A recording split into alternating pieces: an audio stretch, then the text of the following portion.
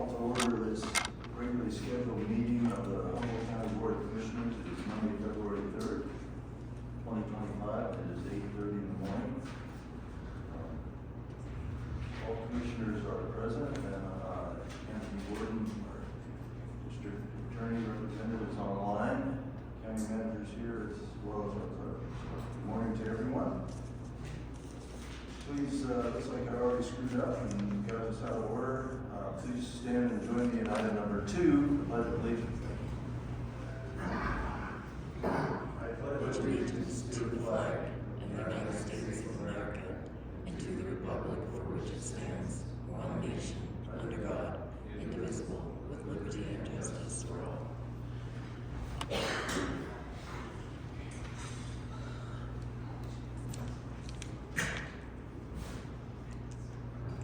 Item number 4 is public comment. This is general public comment. It's designed or designated for discussion only.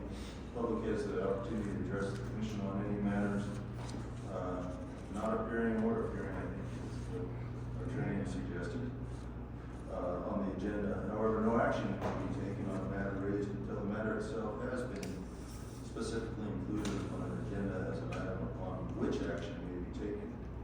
I will limit individual comments to 3 minutes. With that, is there any public comment?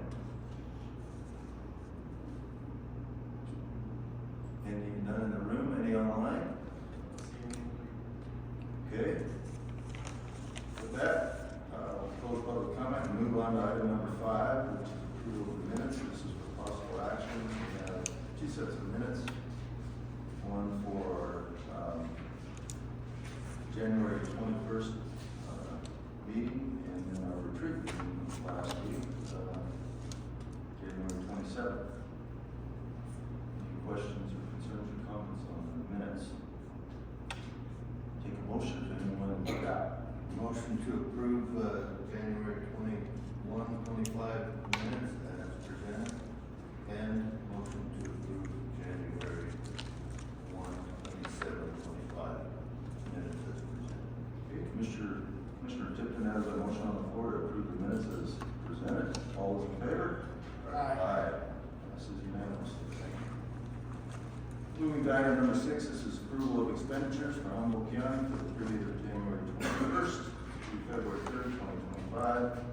This is for possible action. I think the expenditures have gone around for signature. Any questions or concerns or comments? I'll entertain a motion on that one as well.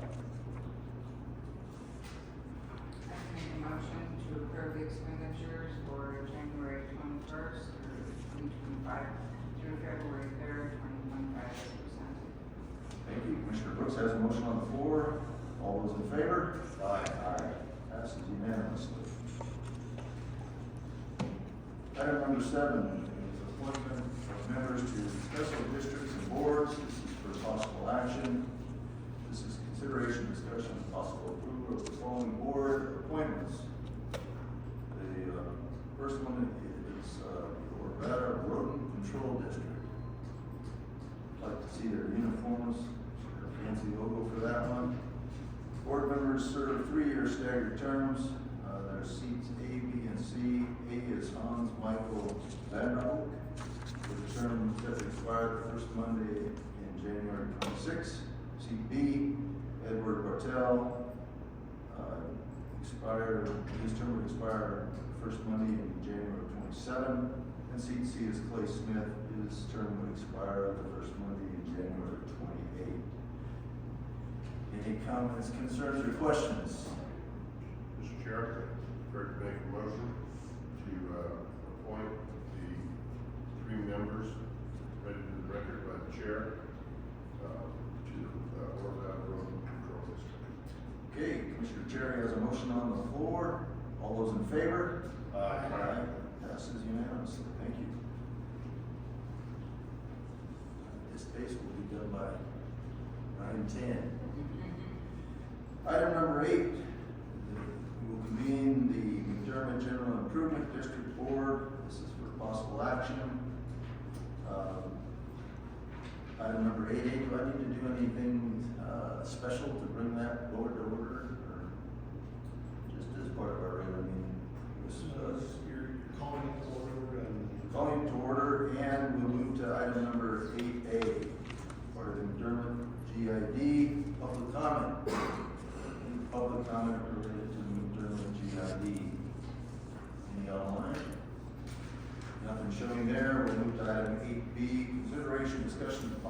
action for approval of the January 6th minutes. Everybody had a chance to review the minutes. Any comments, questions, or concerns? Take a motion on that one. Use the mic, please. Mr. Chair, I make a motion to approve the minutes for January 6, 25 as presented. Thank you. Commissioner Tipton has a motion on the floor. All those in favor, say aye. Aye. Aye. Passes unanimously. Minutes are approved. Item C, consideration discussion of possible approval of expenditures for the time period of January 6th through February 3rd of 2025 related to the operation of the McDermott GIP for the express purpose of maintaining and improving water or sewer systems. This is up for discussion and possible action. Mr. Chair, I have an amendment to motion. Yeah, please read those in the record. Okay. This is Commissioner Cerri. I make a motion that we approve the amount of $12,473.12 for the McDermott GIP. I don't have the period that became January 6th. From January 6th to February 3rd. Okay, thank you. So Commissioner Cerri has a motion on the floor to approve the expenditures for the period as stated. All those in favor? Aye. Motion passes unanimously. And we'll close this out with a public comment. Any public comment related to the McDermott GID? None in the room, any online? Going gone. Moved to item 8E, and that is adjournment of the McDermott GID.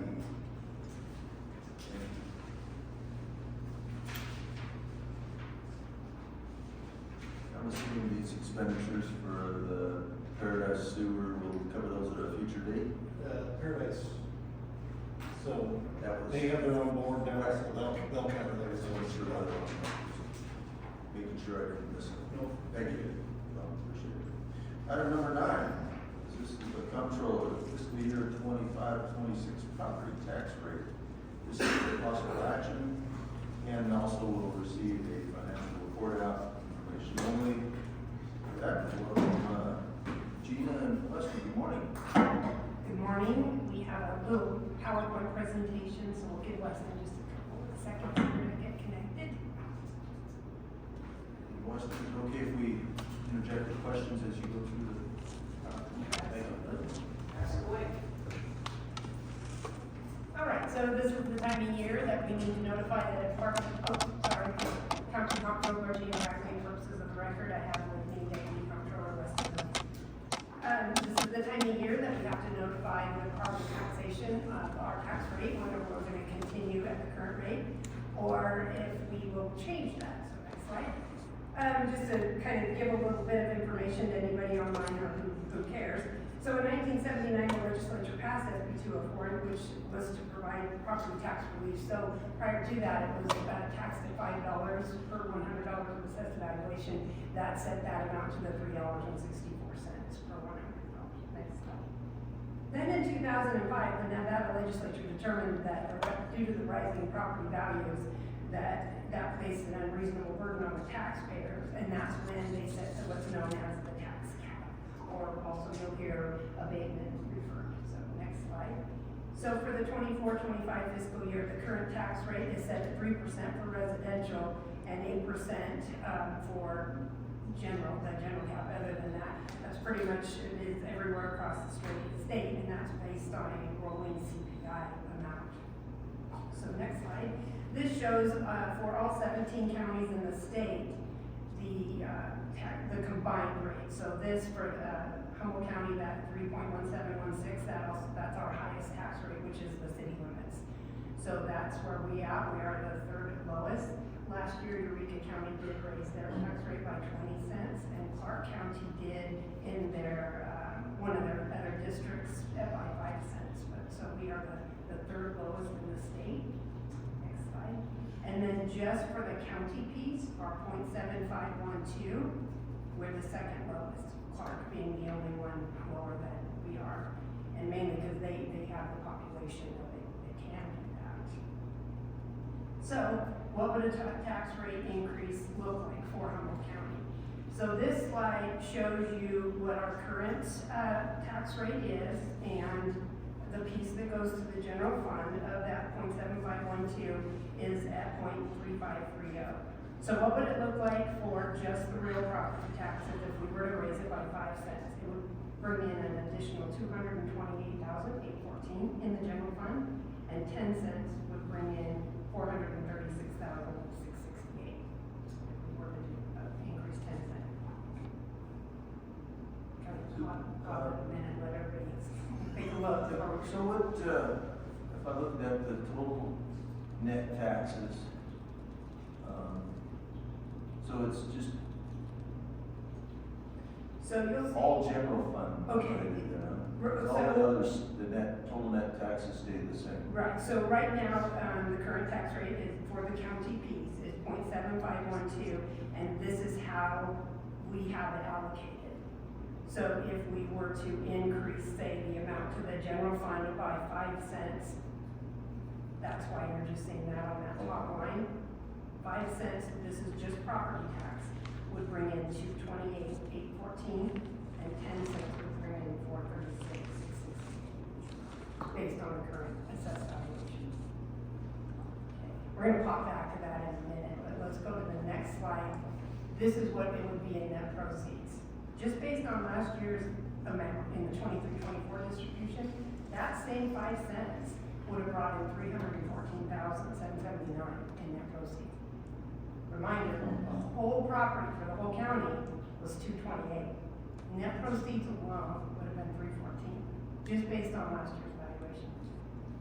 And 10 cents would be $669,559, where previously for the whole county, 10 cents would have been $436,668. And if we would have had that additional 5 cents or 10 cents over just these last 3 years, so we've got 2 pretty average years and 1 low year, our general fund would have received an additional $797,580 and some change with 5 cents, and we're over 1.6 million at 10 cents.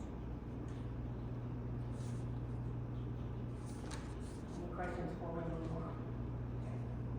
So then this next slide, Andy helped me with this one. He took a house that was currently built, so this is a brand new house that has a new value of over $500,000, $509,038, and shows what their taxes were in the 24-25 fiscal year. And then, because it's new and the abatement is not fully there yet, with the current tax rate, their bill would go up $12.17. With a 5 cent increase, that bill would go up $98.80, and 10 cent would go up $175.50. That's a brand new home valued at over $500,000. So yes, there would be a fiscal impact to the taxpayers, but we really felt like this was the best one to show. This is a brand new $500,000 home. And we're looking at, minimal impact because of that tax cap that we talked about in a few slides. What would the increase, would there be an increase on a older home that's valued over $500,000 that's met the abatement? If they're already fully abated, then they're already at the 3%. That's the most that their taxes are gonna go up anyway, so no. We're gonna see the largest amount in the real property increase on the new construction and commercial property. Can you explain a little bit what abated is? Sure, so that is, if you go back to this slide, right here. So these are your tax cap factors, and so if your value of your home can go up, but the most your taxes can go up, if you're residential, that's your primary residence, is 3%, and if it's not your primary residence, if it's a rental or, commercial property, it's 8%, based on CPI. We have seen that we have seen that lower, not anywhere in the state right now, obviously, with the values go and the way they are all throughout the state. So that abated means 3%. And anything over that 3 or 8 is just abated. And those abatement, this Commissioner Hill, those abatements are per person, not per property. So if a property, somebody was already at their abatement, but then they sold the property, the new owner would, Not currently, there's a bill in front of the legislature that would reset that abatement, but that right now, no, property. it's already grandfathered. Yes, correct. So the property is. Properties, It's Property. not, it doesn't, it's not reset if it changes. Currently, yes, there is a bill that will get this next legislative session. The only thing I was going to speak to is, Commissioner Cerri's a great example. His property is part single-family residence and part agricultural, so it's kind of a mixed use there. There is a weighted abatement that goes in there, so it takes into account that that's your single-family residence, that portion of your property. Those portion of those taxes are capped at 3%, while the rest of the property is at the other abatement, the general abatement. But they do take into account that that is your home, and so a portion of that is abated at the lower abatement. But that value, once it's abated, so round numbers here, I'm paying $100 in taxes this year. Next year I'll pay $103. The next year I'll pay $106. But my value could be, my actual value could be here, my abated value is here. So until this abated value catches up to the actual value, my taxes will continue to go up 3%. So even if my abated value is here, and 1 year values drop, my taxes are still gonna go up 3% because I still haven't caught up to that amount. So that 3% for anyone who's receiving that abatement, you're gonna continue to see that, and it goes with the property. How does that abatement affect agriculture property?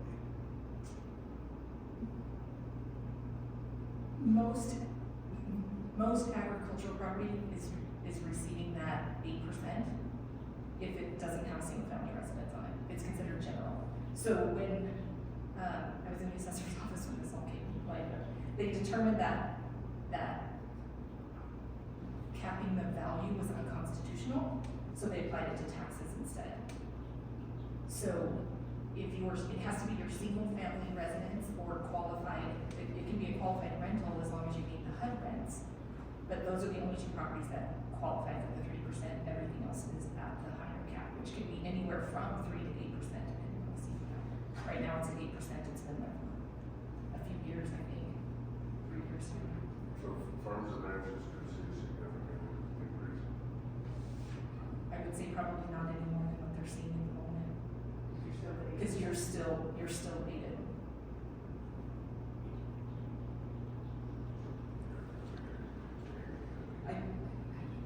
It is confusing. Imagine trying to explain it to the taxpayers. Or like, my value went down, mine went I up. think it's, If you're abated at 8%, you said your cap. At 8%, that's where you're at now, and that's where it would be going forward. The state sets that based on the CPI. And I just want to mention, we talked about this last week at our retreat. We have not changed the tax rate since 2005, 2006, one of the lowest in the entire state, and commendable to this commission and those before that have made very conservative approach. There's some very high bills coming in that have me concerned, and the biggest one is PERS, these new PERS rates. And I don't know how some of these smaller counties are going to be able to sustain them.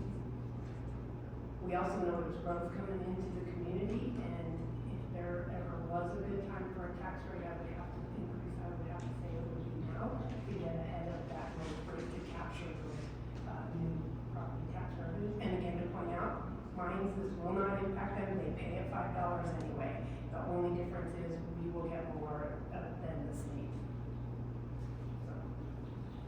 just want some other note, Danny Heiser, Humboldt County Assessor. Gene and I were talking about these numbers, so I came in and, I think they kind of help. So, we have 15,866 taxable parcels. We have over 17,000, but a lot of those BLM, Humboldt County, those are all exempt. So 15,800 parcels. Of those, 9,949 currently have abatements on them. They might not be a full, how many was that? 10,000, let's just do round. Yes. 15,008, 10,000 have abatements on them. And these aren't exempt exemptions, these are abatements. We only have 2 parcels that are abated by, government of energy right now, so you can take those out, but those are part of these figures. So that leaves us with 5,900 without an abatement. Of those, 5,908 do not have any non-ad valorem taxes associated to them, so they don't have any TV, they don't have any landfill, and they don't have any water charges, water assessments from the state, so that means those are all vacant properties. So almost all of them are vacant, and then of those 5,900, 4,900 of them are $25,000 or less in taxable value, and that's roughly a $200 tax bill. So a lot of these properties that don't have a vacant on them are either very low in value or are vacant. So all of them right now are vacant. So those won't be very effective. So sorry. Oh, thank you. Candy, so how often are you reevaluating properties? Every year. Every year? Yeah, Is that agricultural land too? Yep, the ag land gets done by the state, and I've tried to get in the middle of that a little bit to try to help out. They put a survey out to you guys every year. They're about a 20% return rate, but it's based on hay sales and different things like that, and that's how they assess the ag lands. It always goes up, right? Yes. Yes, pretty much always goes up. It doesn't go up as much some years as others, but it always goes up, or it has since I've been in office. Yes. And then you guys do get the ag deferred on your non-irrigated, you're paying a lot less in value there than someone would be with an industrial or residential value. So, Commissioner Chair, I think it's important, when you say sometimes you don't get it, I don't get it either, but I think it's important that we get our arms in maybe an example and a reasonable understanding of how it impacts, those folks that are in the agriculture business, because we need to be able to clearly communicate what's coming if we do make a change. And just on a personal note, Commissioner, Markey, this resident, I'm the last guy in the world wants to raise taxes, but at the same time, we either figure out how to overcome the rising cost pressures, or we cut back on services, and that sounds pretty easy. Except that a lot of our expenses are tied in to people that are in the county. It's kind of like the school district thing. So we're kind of in that mix of darn if you do, darn if you don't. One item came up, I was talking to Commissioner Cerri, and it was, I think you shared with us during the retreat, that historically we've kept or targeted like a $14 million General fund and fund balance. in fund balance, and I'm assuming that's based on some kind of an equation based on expenses, or is that just what the commission kind of felt good with? And I wondered if we rerun that calculation. If it's a percentage of expenses, my hunch is it's probably higher than 14 million now. Well, we probably should reevaluate that. We used to have an expense review committee, and we would meet and go take a look at some different things that we could do to try to cut back on some of those costs. That's when we looked at the enterprise lease vehicles. That's when we put all of our Xerox, we got into a Xerox agreement so that we didn't have all of these different copies.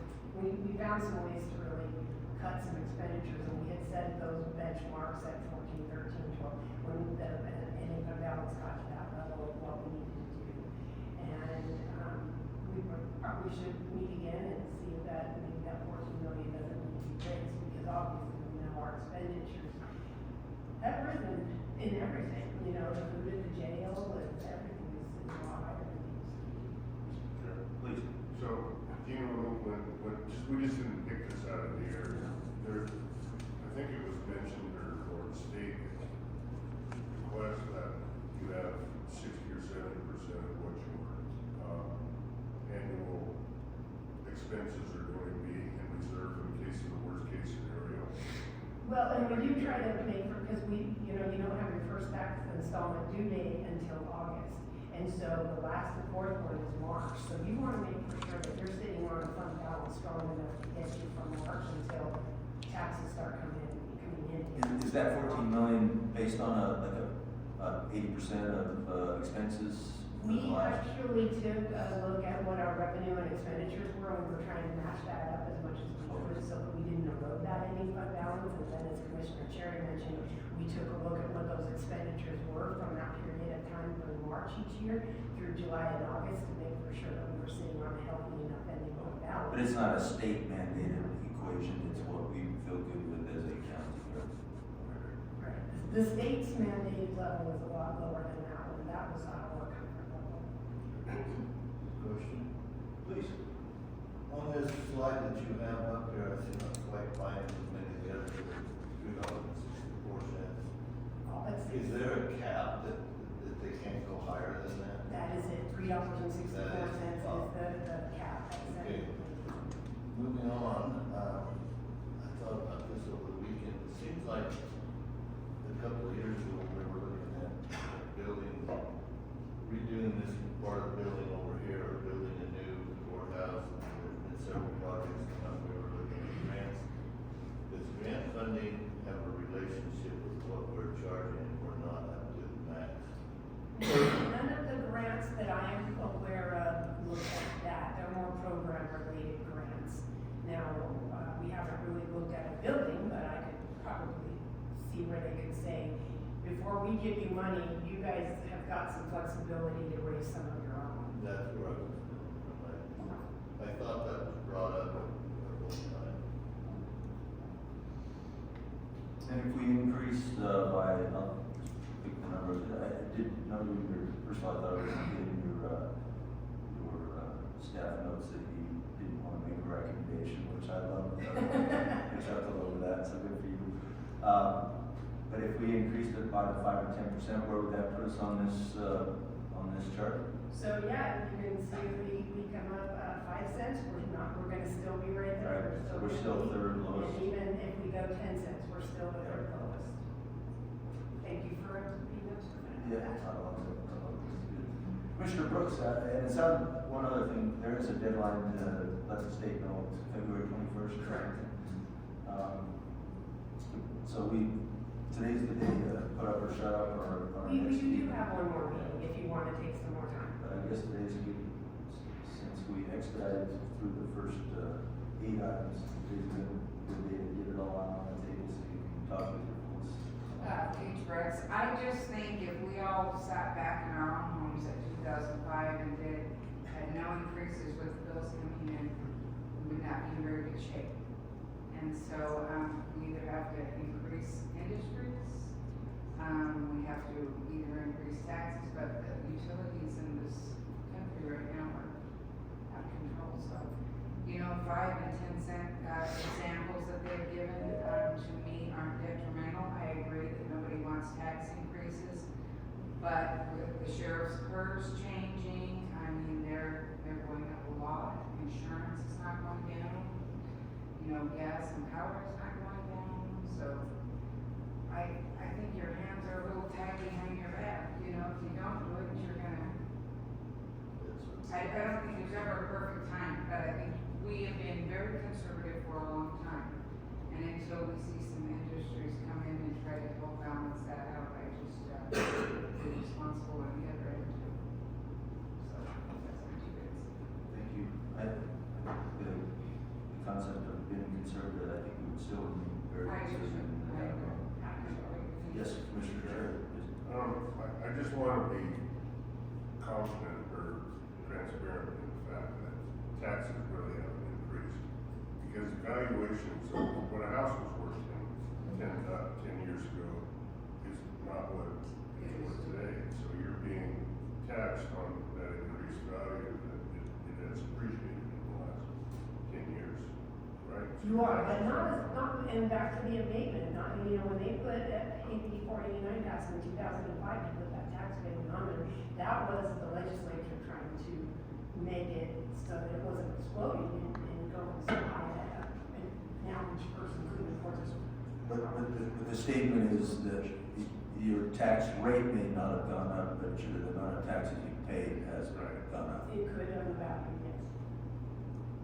You're shaking your head, Ed. Yes and no. Oh, Yeah. please, that, again, I want to make sure I've got it right. I mean, to say that we haven't raised taxes, you're not paying more taxes than you were 10 years ago. You are, Andy Heiser for the record, you are. So, I don't know where you're saying the values are appreciating.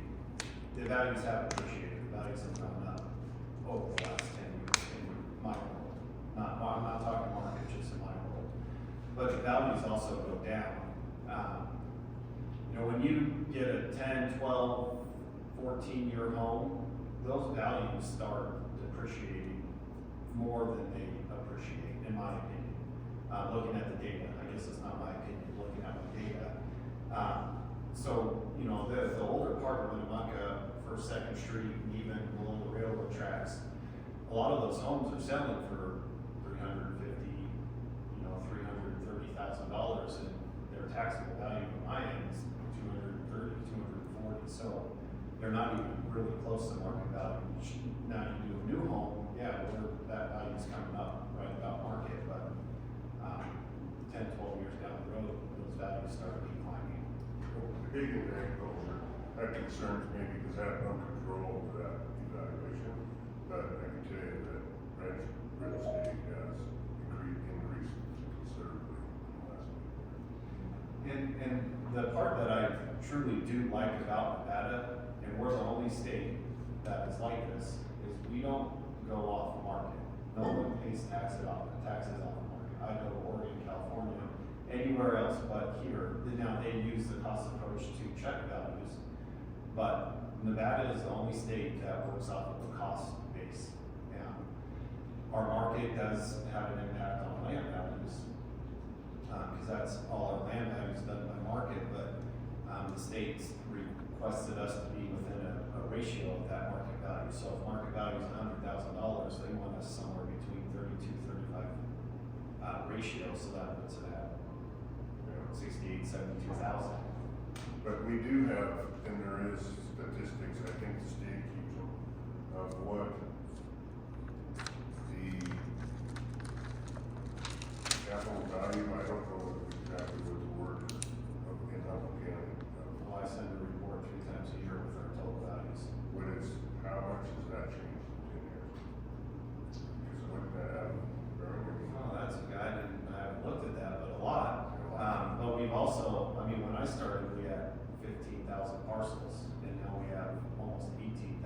So every time a parcel is split, that adds value, because a larger parcel is worth less than 2 smaller parcels, if that makes sense, in land value. If you had a 10-acre parcel, say it's at 30,000, if you have 2 5-acres, those are going to be maybe 20,000 each. So that increases our, you get what I'm saying with that? Well, I would think those, if you're finding that maybe it goes the other way too, instead of 30, it could be worth 40 now each. Yeah. Well, the total of 2 is worth more than Yes. the sum of 1. Yeah. But yeah, I mean, it doesn't, we really, I mean, our land value here, looking at sales, we really aren't. Lyon County, their land in Firmly has gone up a lot, and we really haven't, as high, haven't grown that much here. Well, the thing that gives you some comfort is where we sit in comparison to, we are already, at the bottom of the tax rate, so do we have room?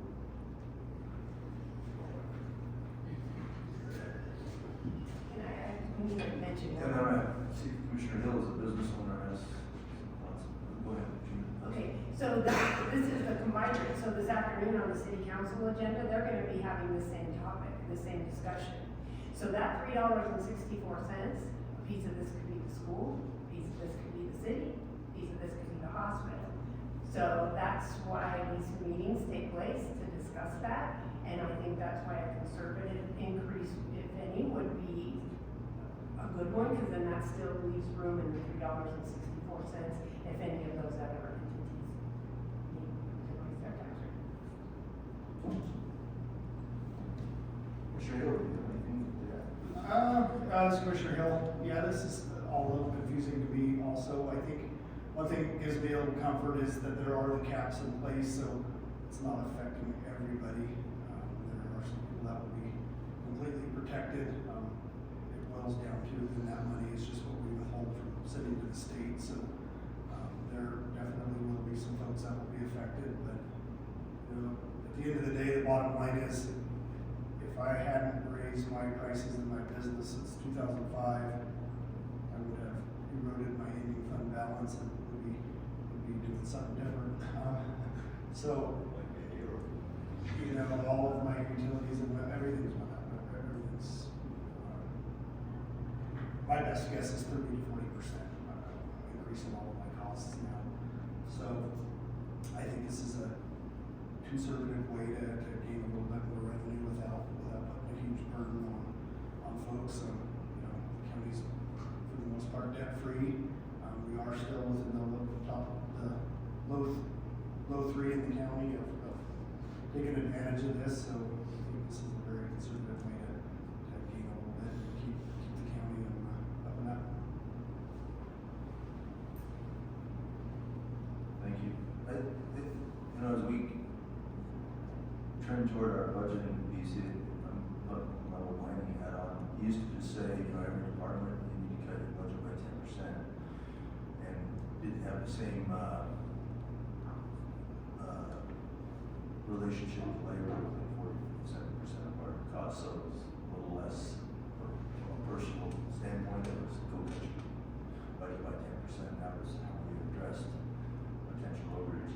I think that's still something we ought to, maybe not on the people side, but we ought to be setting, asking our department heads to really be very prudent. Because in the back of my mind, I always think about if you raise taxes, if you raise money, it will spend it. And my concern is that we don't get this government, we don't always spend it wisely. Now, Humboldt County probably sits on a better side of that. It's a good management perspective, but so it needs to be, I don't know, so the new chairman, the first thing he did was raise taxes, so that's nice. So shame on me, my dad would be upstairs yelling down at me, don't do it. But I think the eyes wide open. We got just a couple of weeks to decide that need to be an agenda item with that proposed amount. So today's kind of the day to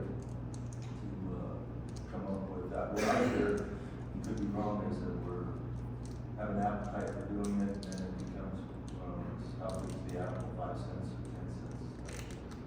And if we're going to do it, I'm kind of in the camp of let's do it so we don't have to do it again next year. Do the 10-cent type of thing, but that'd be my friend reference just for discussionary purposes. So with that, start again. Commissioner Brooks, any thoughts on that number? I would agree with you on that. Mr. Tipton? When I look at this chart that's on display now, and I look at the two that are below us, they don't have near the cost associated with running their counties. I mean, Esmeralda is very, very small. They don't have hardly any infrastructure. Eureka doesn't have much either. And then we jump to Clark, Story County with Trick Center, Carson. They all do something. What is the difference if we were to go to a Clark or just under a Clark?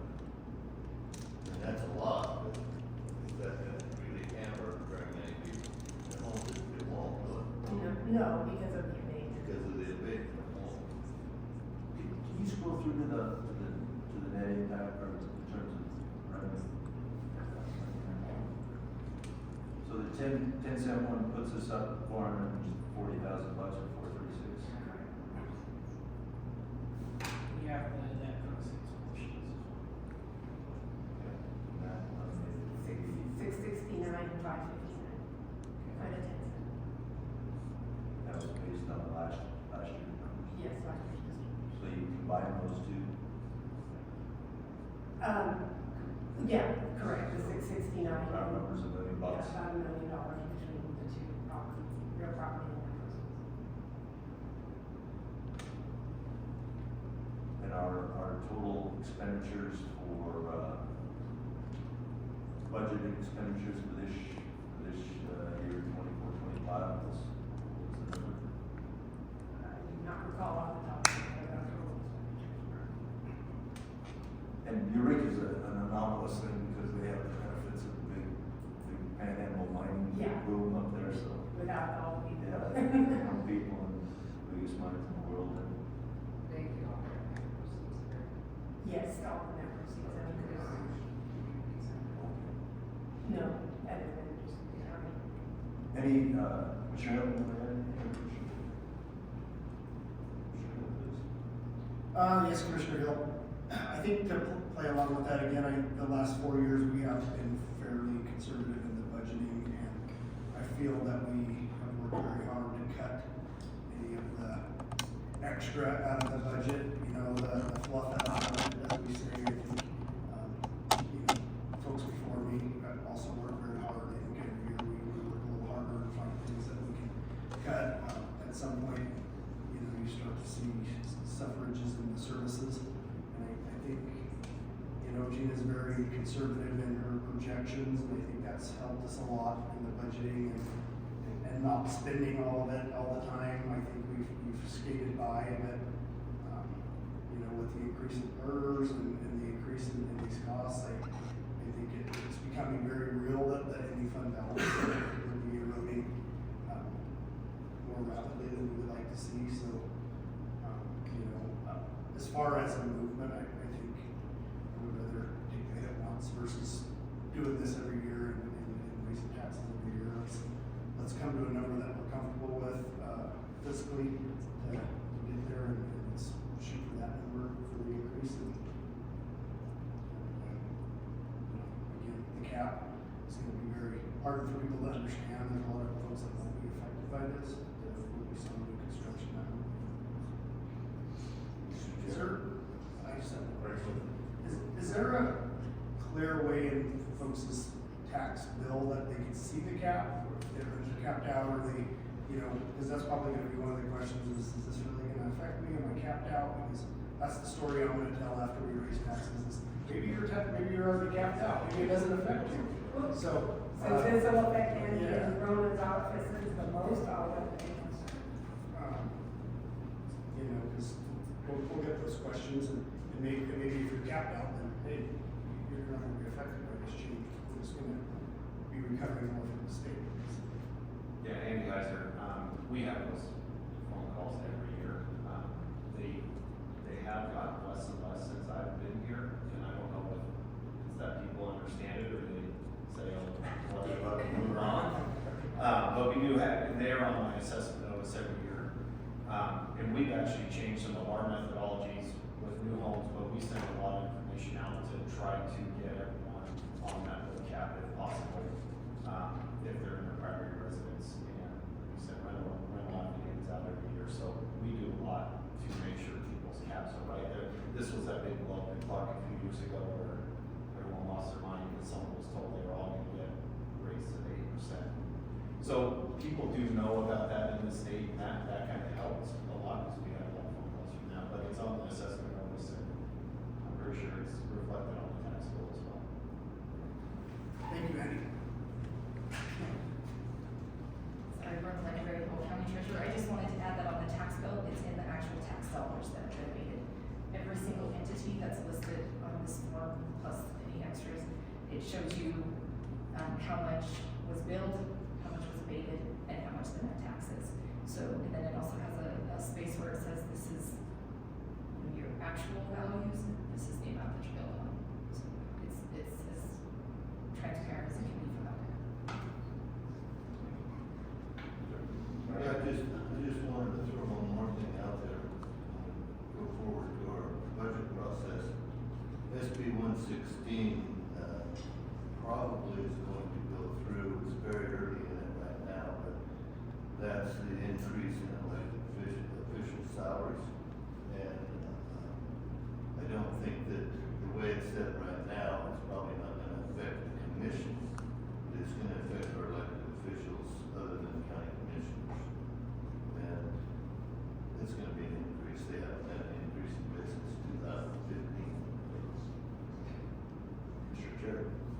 Yeah, I just, coming from and representing, I guess, not just representing, I represent everyone out in town.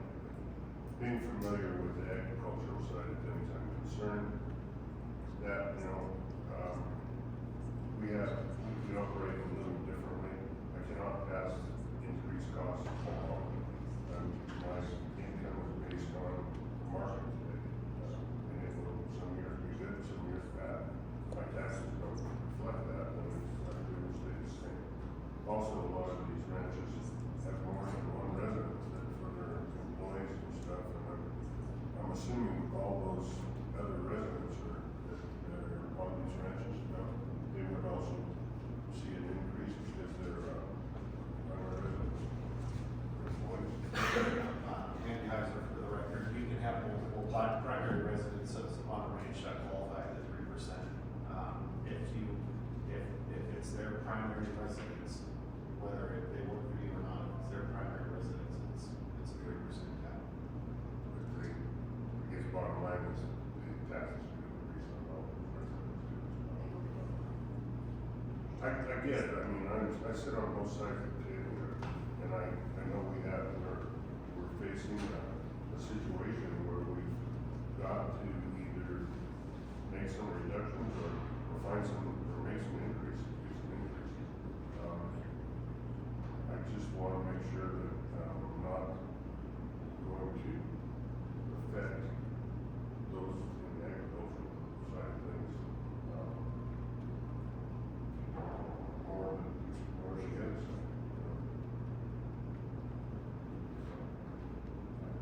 I mean, it's painful to do this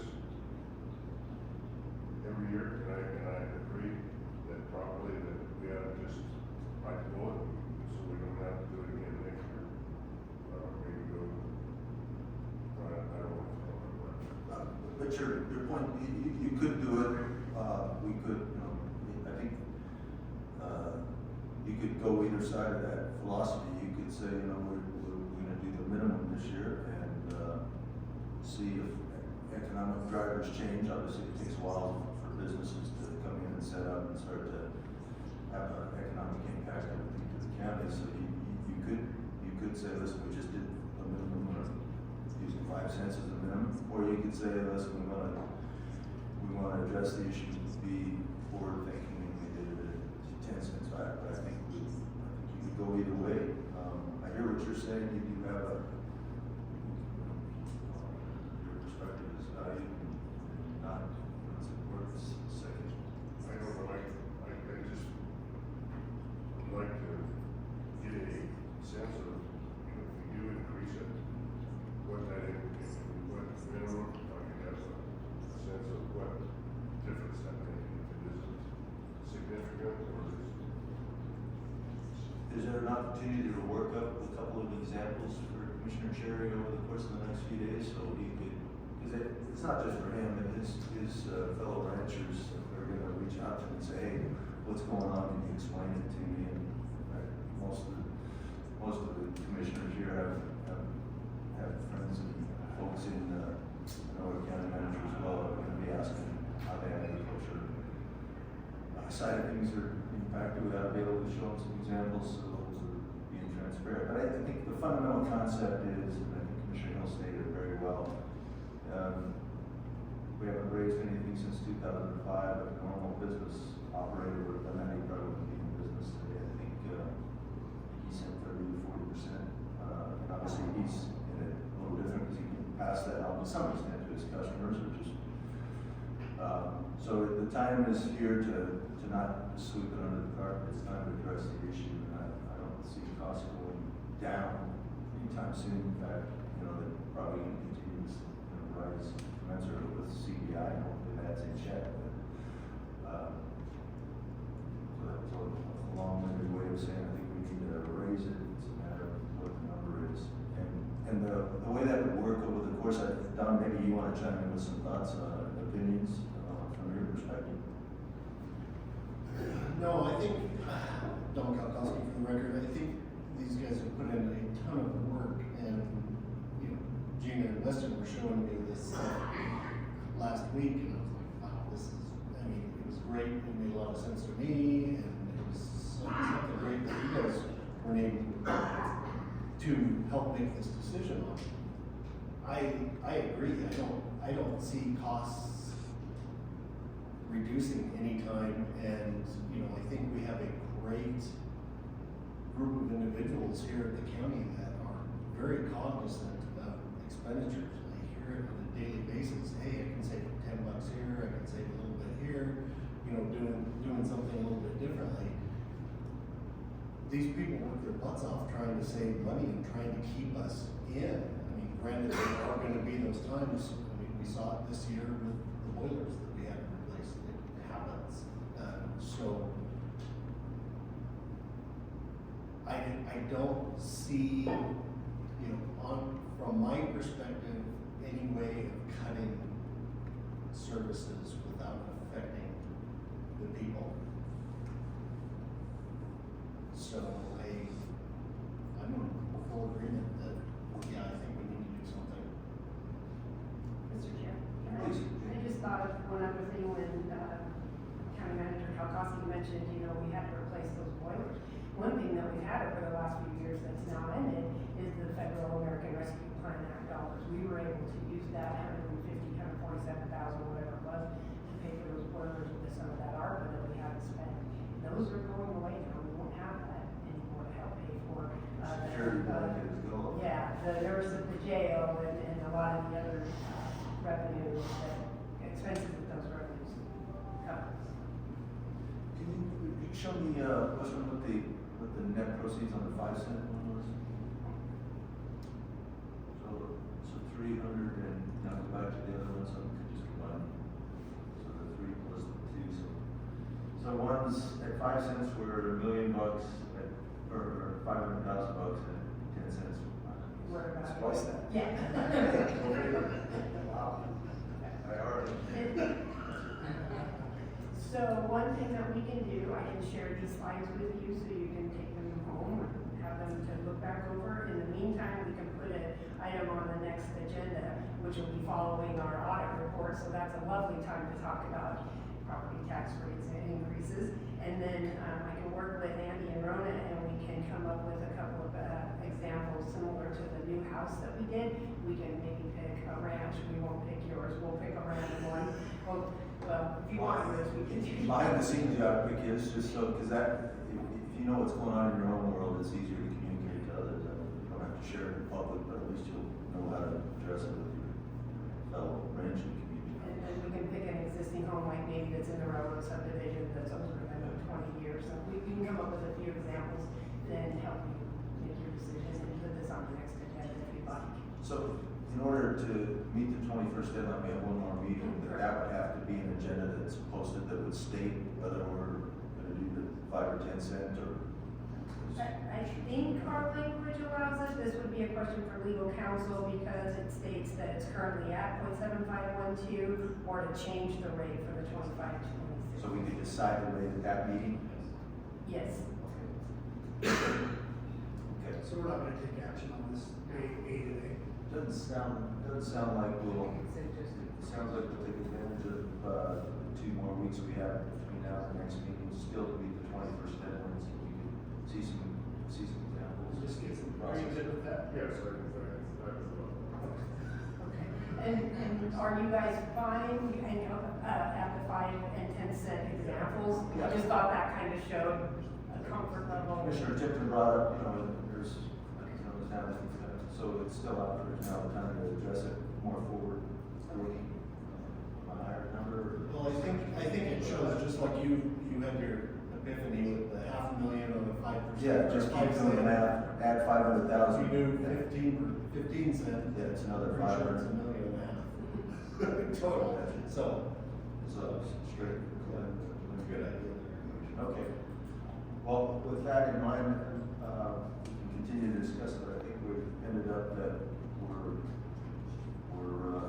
strongly contemplating increasing. I think would be a fair way to summarize the results of today's session.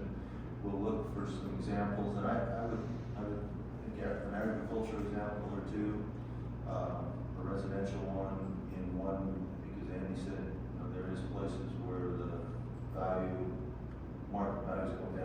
using his equation, you know, a new home versus an existing home. Maybe you could do one out in my neighborhood. Some impacted businesses might be worth looking at, just so we can all be looking at as many examples to help us figure out the number, but also to help us communicate it to our fellow residents. Can I ask a question? Yes. This is Commissioner Cerri. You know, as we, look at what is potentially going to happen here in Humboldt County in the future, we're going to have an influx of workers coming in here who are not going to be paying property tax. But they are going to, create a burden on us, you know, both public safety and stuff like that. Are we looking in the right spot? Should we be looking at increases in CTX where everybody pays? We don't have any, well, the only thing we can do in CTX is sales tax. That's the only piece of that. Yeah. We can look at increasing, it's on the sales tax. Okay. And that's basically what CTX is. A large portion of it is also comprised of the liquor tax, cigarette tax, basic services tax. It's about time to do a CTX presentation. Are You guys coming on February 11th, I can have Rick is CTX for Dummies slideshow. It's a good one, it really is a good one. When it comes to our comparison with other counties, as far as CTXs go, I believe we are like towards the bottom on that. Actually, we do pretty good. Largest reason why is because we sit on 980, so we get to pick up a lot of that. But I mean, As far as the rate, in Washoe County, you're paying 90. Yes, absolutely on the sales tax side, yes, we are at the base at 6.85%. So, I mean, I hear it's you get 1,000 employees who come here and they're going to utilize the services. We're just say that we're utilizing the services of the county without paying the property tax. So if there's a way to have them contribute by paying, but they will be contributing by paying sales tax at our existing sales tax rate. So, Well, and just as a reminder from the slide that Treasurer Buckenberry did last week, you had the CTX at the top, that's our single largest form of revenue that we get, followed by net proceeds, property taxes at the bottom. Property taxes are the only piece that we have control of. We don't have control of sales tax. it's like we do need that training with companies. It's actually a really good. You have something to direct me or add? I just wanted to point out, that, not that I think sales tax is a bad way to go, just those people that are coming that are not staying, that makes that revenue, I don't wanna say unstable, but it's not long-term. So they're eventually gonna leave, and then we're still gonna have that sales tax, we're gonna have the same people chipping into that pot, where even currently now, with property tax, it's a little bit easier to project because we are seeing that kind of that 3%. It makes it a little bit more stable revenue to be able to budget for. Won't we, real quick, just to clarify, sorry to interrupt, one thing, Andy, won't we, on the man camp, won't those individual huts or whatever be assessed a value? So, won't, to some extent, if they're living in the man camp, even though they won't be the owner of the place where they're staying, won't they have a property tax piece to it? Yes, Andy Heiser, yeah, they're gonna be paying a lot, I think. So there will be a piece of, I mean, just to put it together, it's like, that's not even what they purchased that for. so that depends on how that ends up being evaluated. I mean, we don't know if it's gonna be real property yet or personal property. No, but that, it's still, I mean, even if it's personal property, it depreciates a little bit faster, but it's still gonna be, that first year value is gonna be the same. No matter what, the only thing you can't add on real property that you can personal property sales tax. You can include sales tax on personal property. But I don't take that into I don't take any of that into consideration, that's strictly how it's built. And then I sent it to you, I don't know if you remember, but we did get a letter, Lithium wants to prove the dwelling unit. So they get a 50% personal property abatement for 10 years. They're gonna be paying 2% on sales and use tax for 2 years, so we're not gonna see a full revenue on it. I gotta read it more though, it's really interesting how the personal property piece is written, because it can't be structures, it can't be, residences, it can't be anything attributed to mining, so it might not even really affect the personal property piece, like the sales tax piece is kind of large effect on it. And if you look at their last, plan, they're supposed to be running for 40 years. They're construction workers here for the next 40 years. There's a lot of CDs to do there. A lot lost though over this construction bit. For the sales tax piece, yeah, but it's only for 2 years, so it's really not, like, some of those are, When did the date start? as, So the clock's ticking over. yeah, I think it was as of January 1st, 2025. Okay, they gotta get going or lose. All right, any other input? Take a motion, if someone would like to package it, such that gives us a couple weeks to. Do we need a motion if it was informational? Oh, yes, we don't. Well, yes, we do. This one was for possible action, and she's gonna give us a financial report for information. So basically, looking for a motion to fund this for a couple of weeks. We can utilize that terminology. I can make a motion that we reevaluate, the property tax rate, and financial report assessments for future increase, I guess, approval, the current tax rates, Close enough. So we have a motion on the floor to do some additional evaluation and do a appropriate consideration of the tax increase at our next meeting, by Commissioner Brooks. All those in favor? Aye. Aye. Motion passes unanimously. So thank you for being prepared on that. Any chance we can get copies, hard copies of this, our box maybe, first or this morning, so we can utilize that in our homework assignment for the next couple of weeks. With that, we move to the financial report. This is for information only. Maybe we'll see some of that financial reporting, but get the details, please. Thank you, and good morning, Weston Lloyd, Deputy Comptroller, for the record.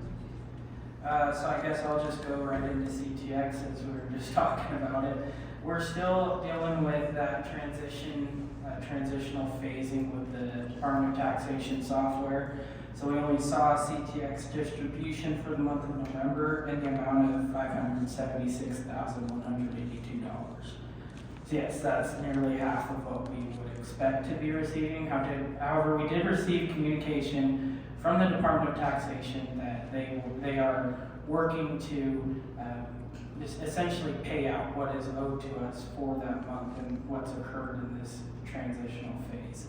So we received $500,000 for the month of November, and we'll keep an eye out as to what more we'll be receiving for the same month as they figure out their software and get that distributed to the county. And they didn't provide any sales statistics, so I don't have that information available to break out what that $500,000 was attributed to.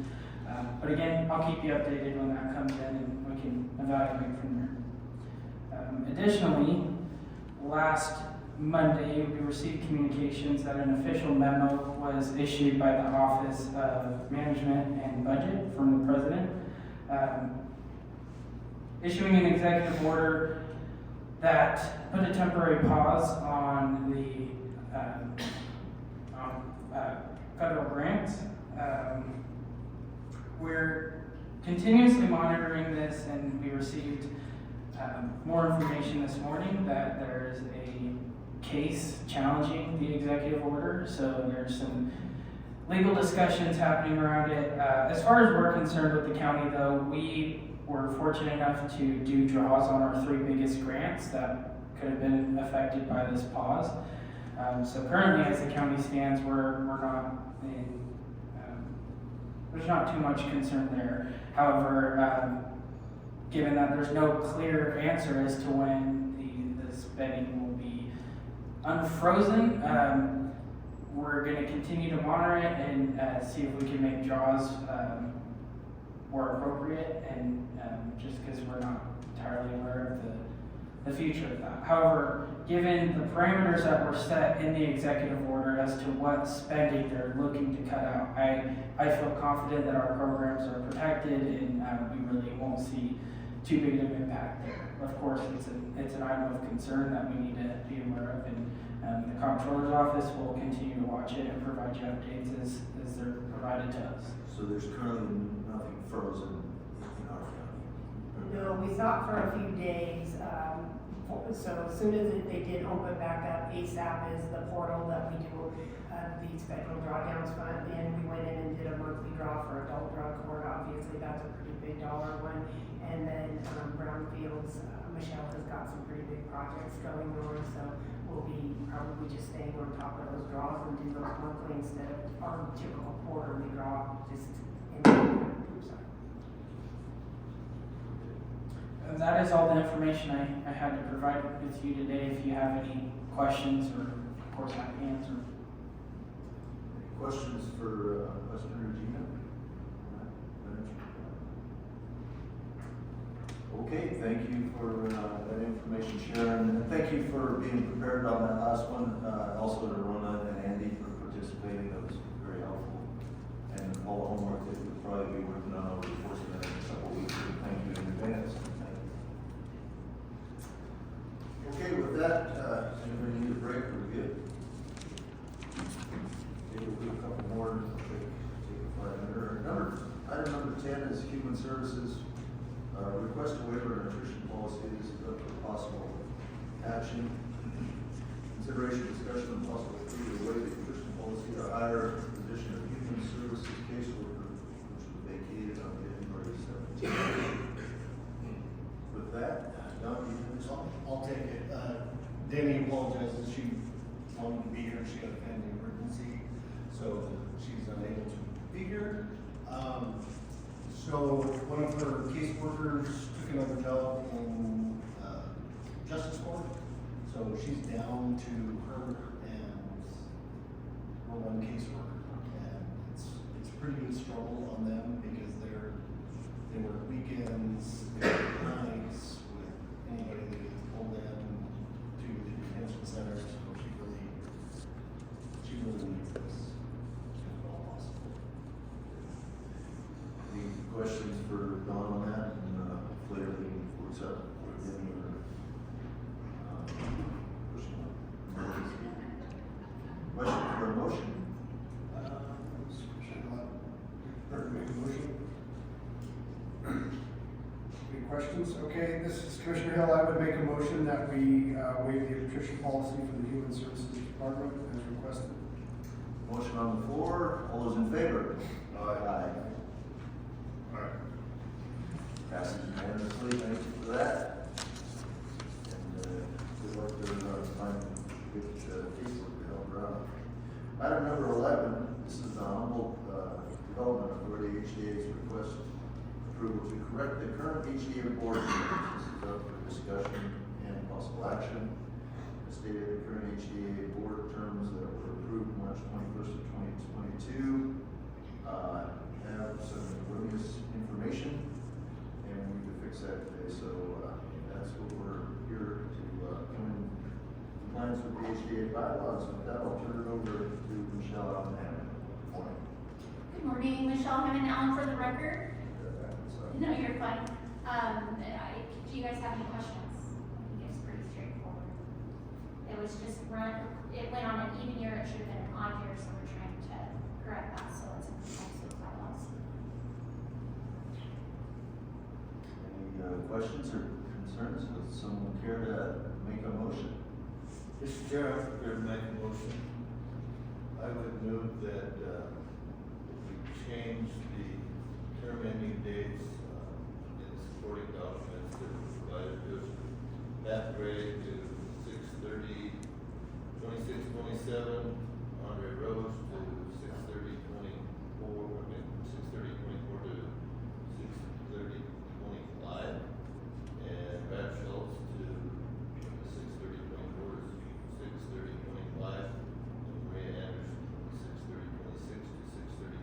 7, Harold Goodmanson, 6/30/26 to 6/30/2027. Okay, that's right off the document, there's a motion on the floor, all those in favor? Aye. Passes unanimously, thank you, Michelle, appreciate that.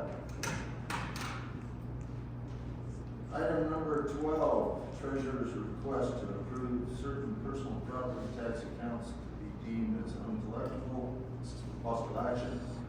Consideration, discussion, and possible approval for NRS 361.5607 to deem personal property taxes owed for accounts EQ7, EQ375, 894, and 110 totaling $2,166.44. Discussion and possible action. Roland. Good morning again, I'm Marion, Humboldt County Treasurer. Per NRS 361.5607, if an account has been delinquent for 3 years or is less than $25 and all attempts to collect have been unsuccessful, we need to bring it before you to be deemed uncollectible. For EQ7, this is for High Desert Family Chiropractic. This account is inactive. It's been delinquent for 3 years, $32.37. They've been unable to collect that. EQ375 was Tutu's Toppers. That's been out of business since 2019, I believe. And that amount is $739.39. EQ894 is Focus Photography. That has also been out of business. I think this one, since it's 2017-18, I think that this one didn't get brought forward during our conversion. But that delinquent amount is $565.57. And then the last one is EQ1107 through Capital Financial Services. This was a piece of leased equipment. And that account has been inactive since 21. The total amount there is $829.11. And that piece of equipment is no longer there. Okay, any questions, comments, or concerns, Rhonda? Is there a little notice, so if they ever return back to set up business or something that shows that, I'm sure? Yeah, we'll have notes in the account, and it's an inactive account that'll show that we deemed it uncollectible. We put the NRS number in there so we know how to close it. Rhonda, that Caterpillar, what is that Caterpillar name? It's not synonymous with Empire's Caterpillar. It's a leasing, Okay. they lease Caterpillar equipment, but that piece of equipment wasn't there anymore, hasn't been there. I think it just didn't get removed at the time, and it's been sitting up there. Not the piece of equipment that built, it's been sitting up there. Gotcha. Okay, entertain a motion on that. So go ahead. Mr. Chair, I'd like to make a motion for NRS 361.5607, personal property taxes owed for accounts EQ7, EQ375, EQ894, and EQ1107, totaling amount of $2,166.44 be deemed uncollectible. Thank you, Commissioner Tipton has a motion on the floor. All those in favor? Aye. Passes unanimously. Okay, I'll take a 5-minute break before we move to item number 13.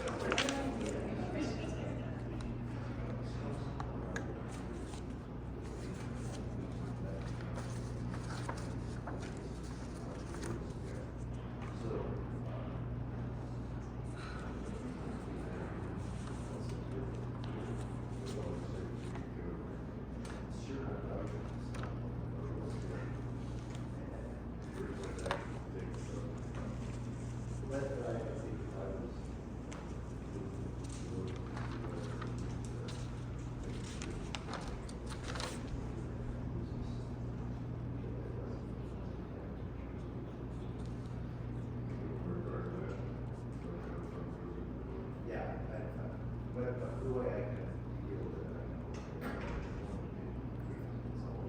So it's not the, Well, that's the heck, yes, there's a lot of sense value there. You may not realize that out here. You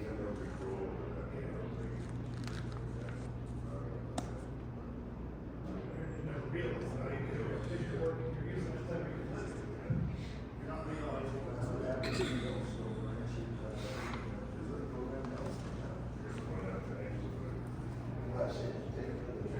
That's what happens in the train. Don't take the chair to the, Train station.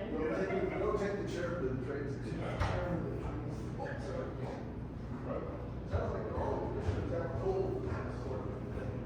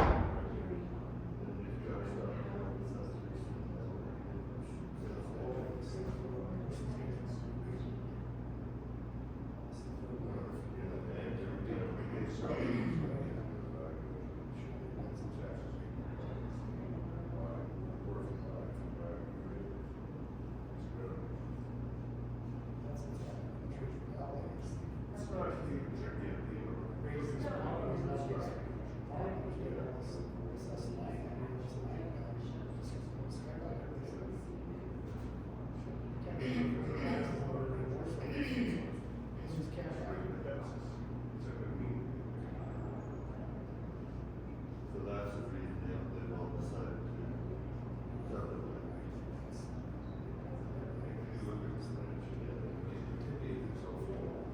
Try to hang in there as long as you can. Just, we got a little operation. The landlord becomes a liability, that spending all your money on. You county manager? Assessed value. Take John to the train station?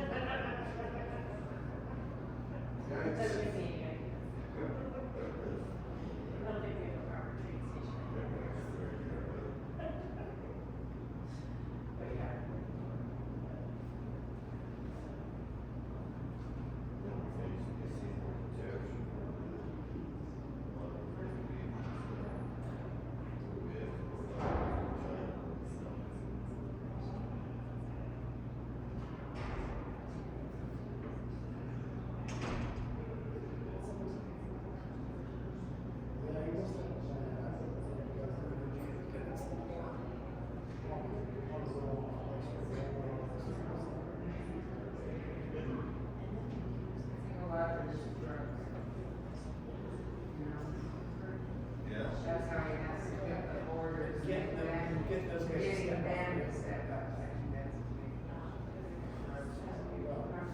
They're doing a But whole yes. board meeting. Now it's a mess. Yes, and so that's where I think that's kind of going, but I agree, I mean, I think you're not that. If anyone for those to step down quicker Yeah. than later. Yeah, you're right. I think it's good. Yeah.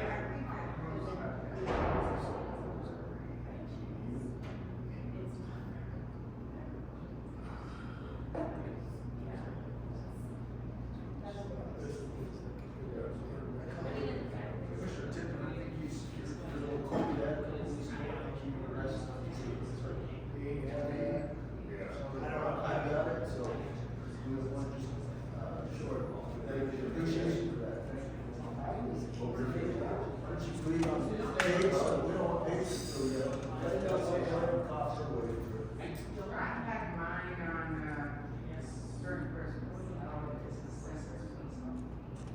The wrestlers are away too, right? No, that was kind of like, that was actually good. Put it up.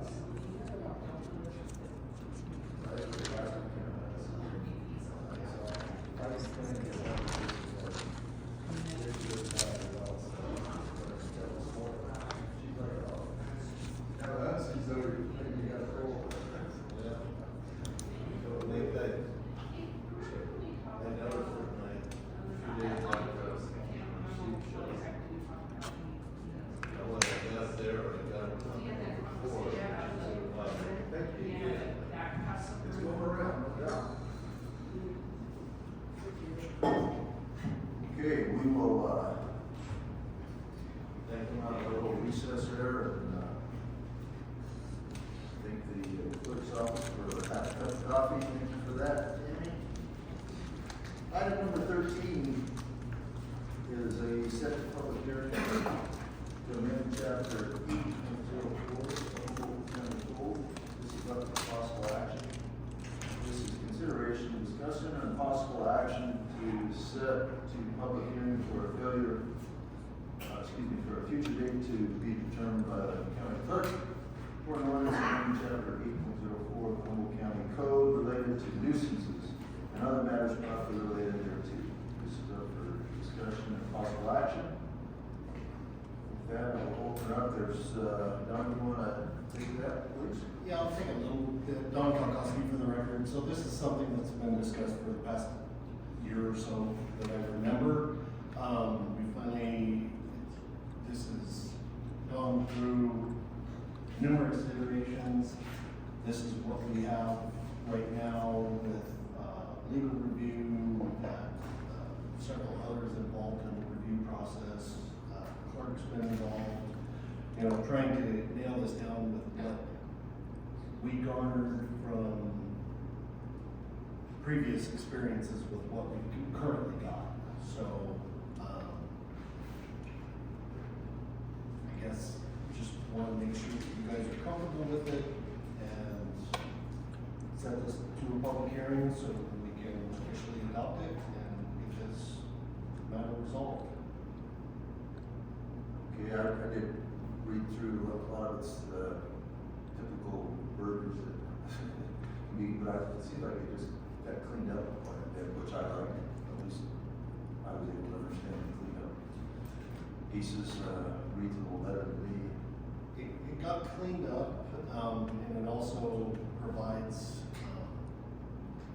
some aspect at a certain point in the whole process where it would go to the justice court for the term.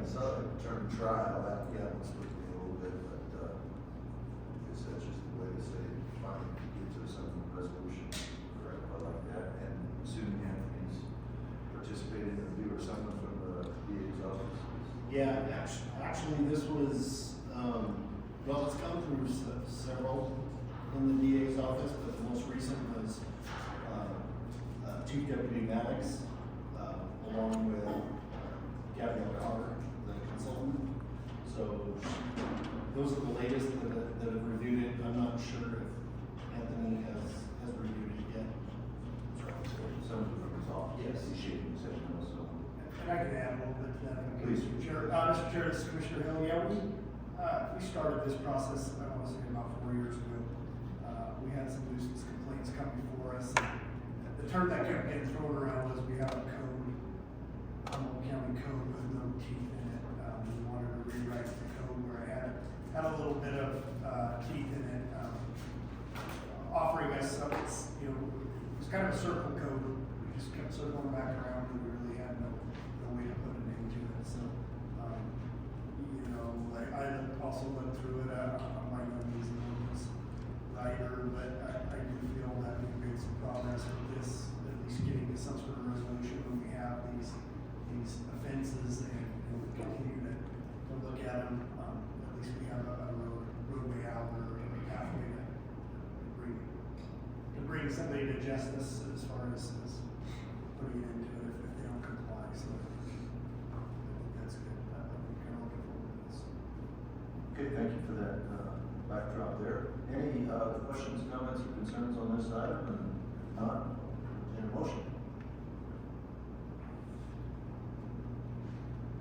I would make a motion that we set to public hearing.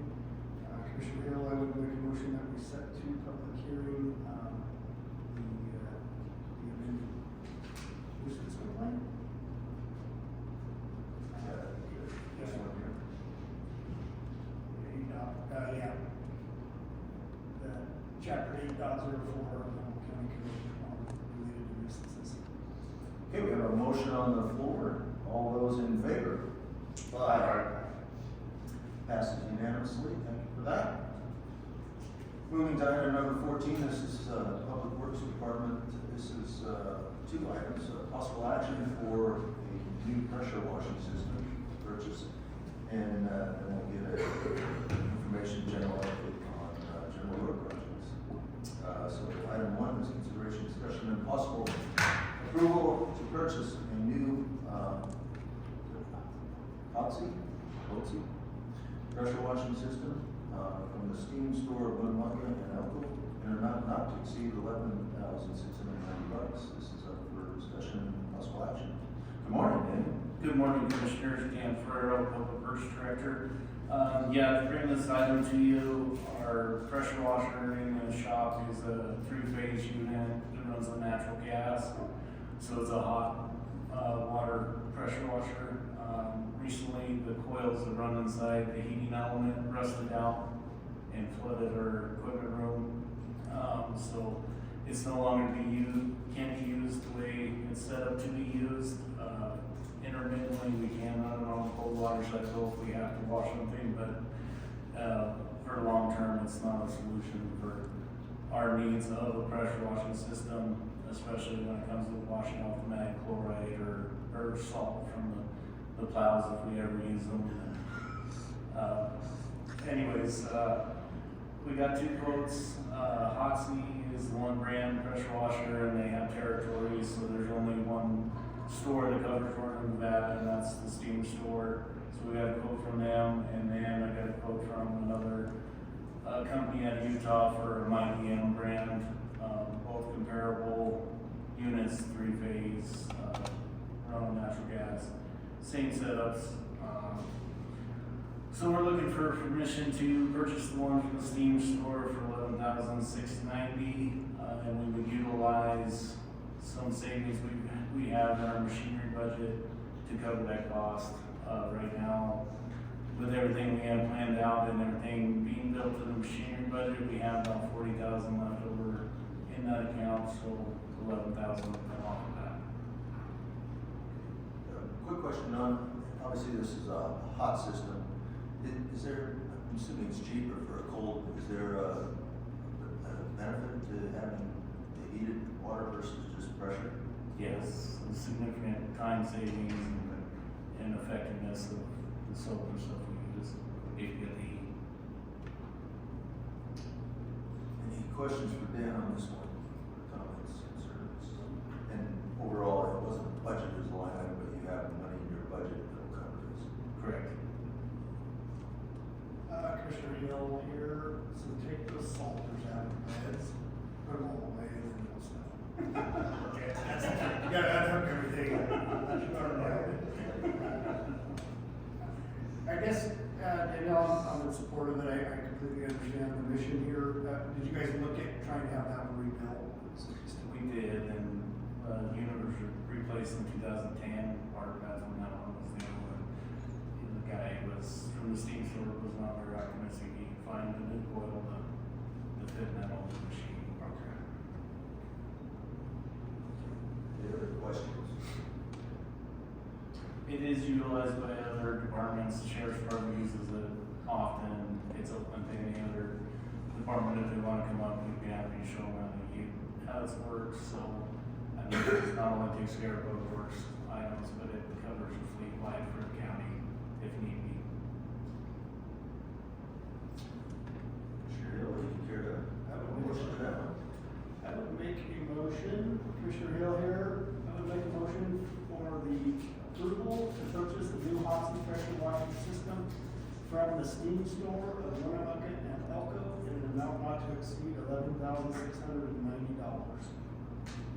There's a motion on the floor from Commissioner Hill. All those in favor? Aye. Aye. Passes unanimously. Item number 2 is Humboldt County Public Works Director and Ferrero to update us on projects in Humboldt County. Okay, for the week of January 20th, Winnemucca crew was blading on Donald and Thomas Canyon, and then they started a project on covering and grading a portion of Jungle Road. Paradise crews are working on Hinky Summit Road grading. Kalkoske is working on Kelly Creek grading. Orvado is finishing up project in McDermott on Sandy and Albisu grading, and Denial is doing some back slope work. For the week of January 27th, Winnemucca crew continued on Jungle Road with the cover and grading. Paradise crew finished up Hinky Summit grading and moved to Mountain View to grade down in Paradise Hills. Wakanda crew finished up Kelly Creek grading and they started on the Eden Valley cover project. The material used from that is from the Eden Valley pit that Honeywell just finished crushing for us, so that project's done and we're gonna start using that material right away. Orvada crew, they were grading on New Cave Road and McDermott, and then they installed the cattle guard on Menaberry Road in McDermott.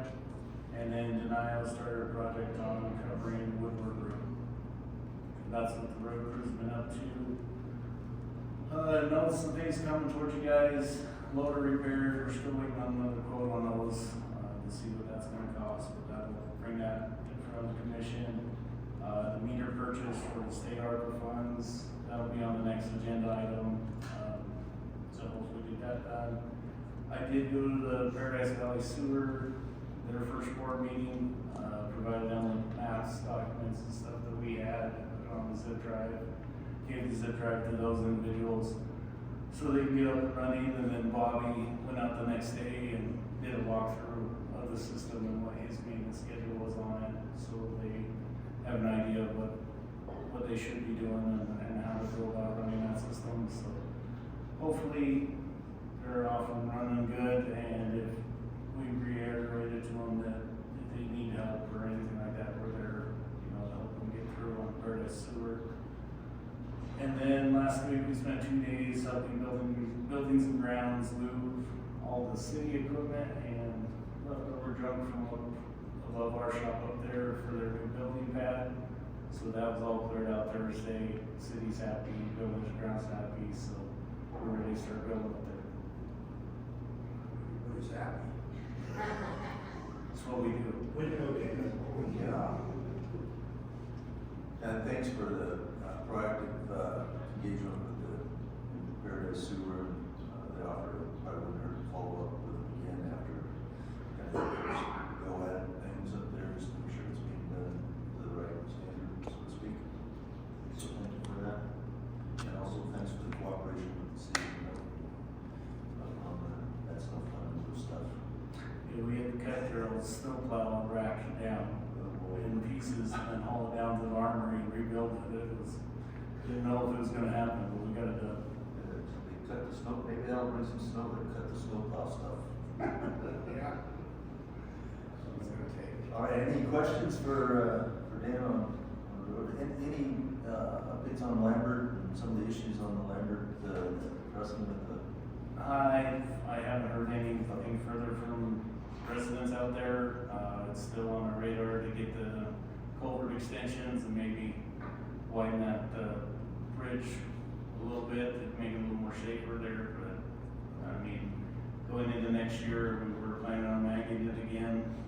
I think it pays off in the long run, material and maintenance on the road. So that's where we're at now.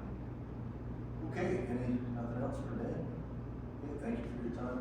Thank you, Dan. Okay, thank you guys. Moving on to item number 15, this is Human Resources. This is a request to approve,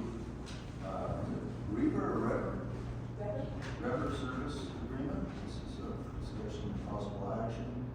This is approval of a Rever Service Agreement for a term of February 28th of this year through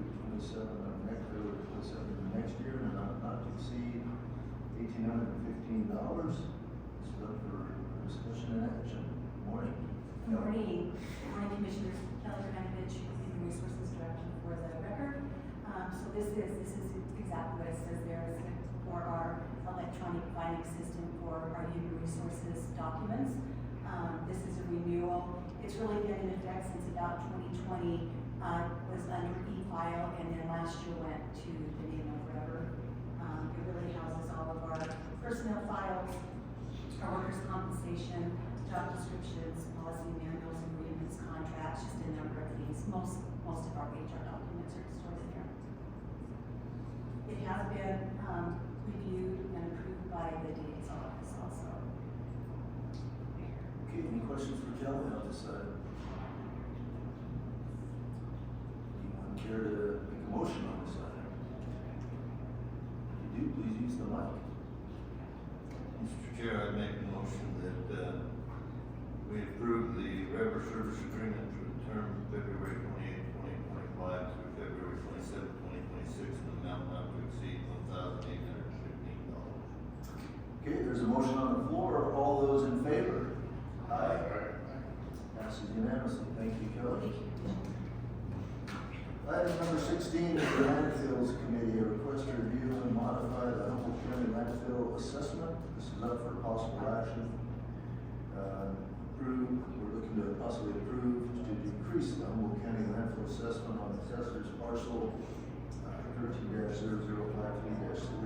to $234. The assessor's office determined the property has only 3 livable units.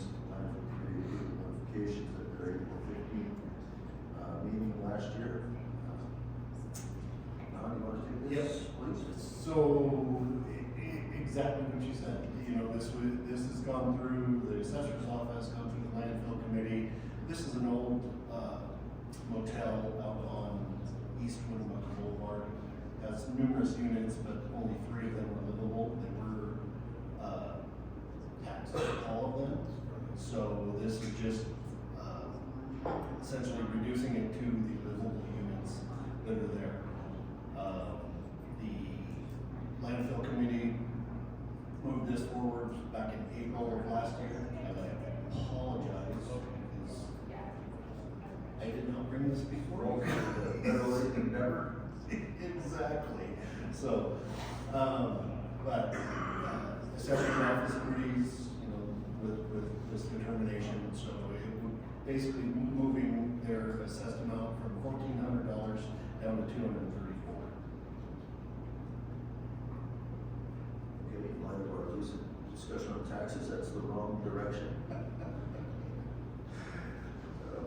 Any questions, comments, or concerns on this item? If not, Are they current on all those stuff out there? As far as I know, they are. I ain't sure any. Oh. please. The right. Paige Brooks, I just was curious if they're current on all of their. Yeah, as far as I know, they are. I haven't heard anything different. I guess, this Commissioner Hill, my only question would be is, it's built as a hotel, it was assessed as a hotel. There's 3 livable units. I would assume, just knowing, seeing some work out there, what happens when there's 5? And then somebody gets interested and then we have 10, and we have 20.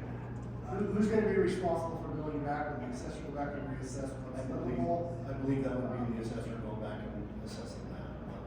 You know, if they do improve it to livable standards for, say, the whole complex.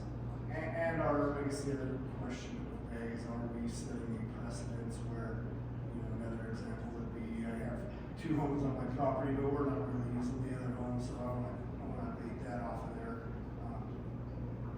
You know, are we setting a precedence here by? Using it or livable are different. What's So this? this was determined that there are only 3 livable units within that motel property. So that's what they're being assessed on, is those 3 livable units. So if you've got a second home on your property, if it's not livable, it would be understandable that you could go through the same process.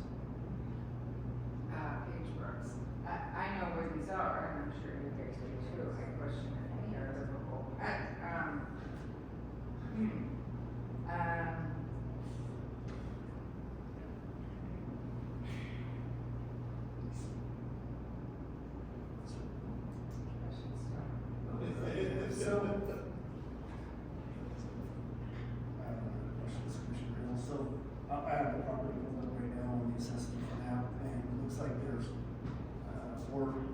structures there, maybe a couple of houses, and then along I don't think the so. hotel, so are we just looking at, They only have a little service. Now,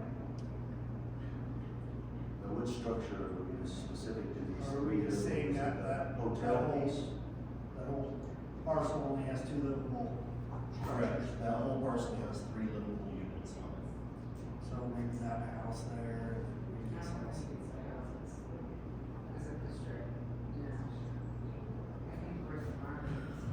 It sounds like the general concern is, how do you monitor the situation if, somebody puts a little time and effort, I've seen there's four quote units being lived in, 5, 6, et cetera, is that, do we physically go out, or do we have to, come and request some kind of permit for that? Well, that's gonna be, well, the point is they, you consider condemnation.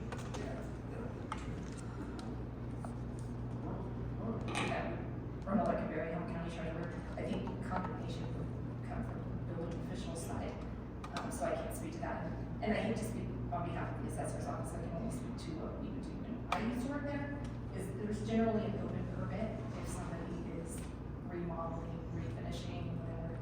Those are checked on periodically throughout the year. So if you started to see that they were being improved and there were more people living on there, granted, we only bill once a year, but it would be, the assessor's office keeps track of that, and they are the ones who put that landfill assessment on there, so they would know that, oh, now there's 4 places, now there's 7. And they would adjust it when it came time to go. So they actually take a field trip out there and check it out? Yes.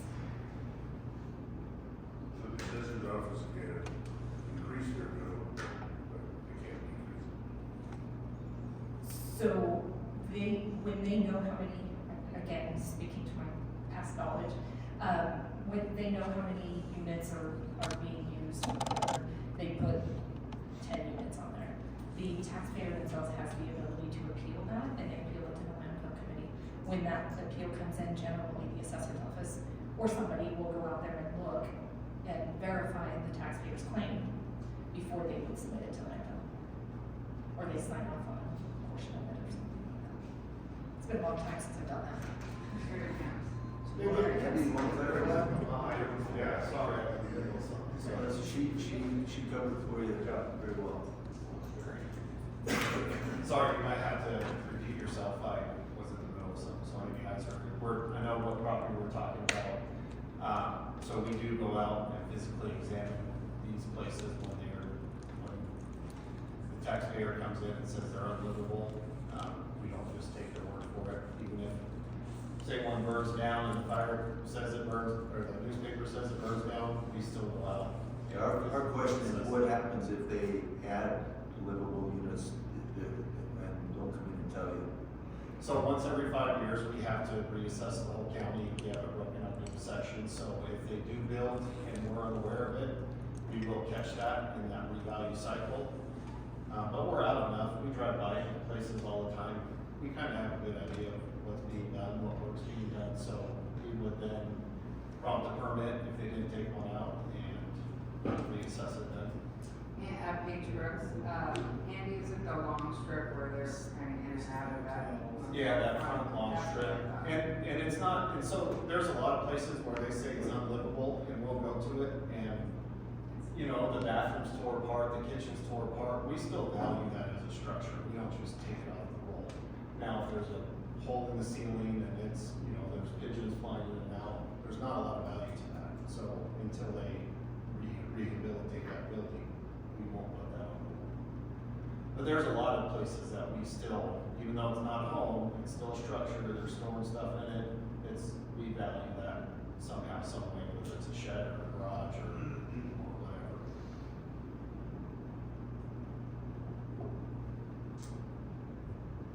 Any other questions for Andy while we've got him in the chair there?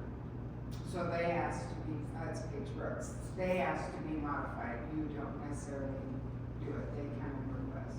No, that's not really, we put the landfill on, but it's not really, there's a landfill committee that governs that, so it's just a pass-through bill to us. We can figure out another way, I'd love to get rid of it. No, we're just in charge of building that. New home comes on, we put the landfill charge on right away. Just for clarification, this Commissioner Hill, so the landfill, that's just that portion of your tax bill that's minor, not the landfill. It's called non-ad valorem taxes. I talked about that earlier. It's TB and landfill are usually the two most common. It's also where we put water rights on, but yeah, it's the Are they non-ad. looking for some of the other services to be taken off also, or is this just landfill? Just this one, that I know of.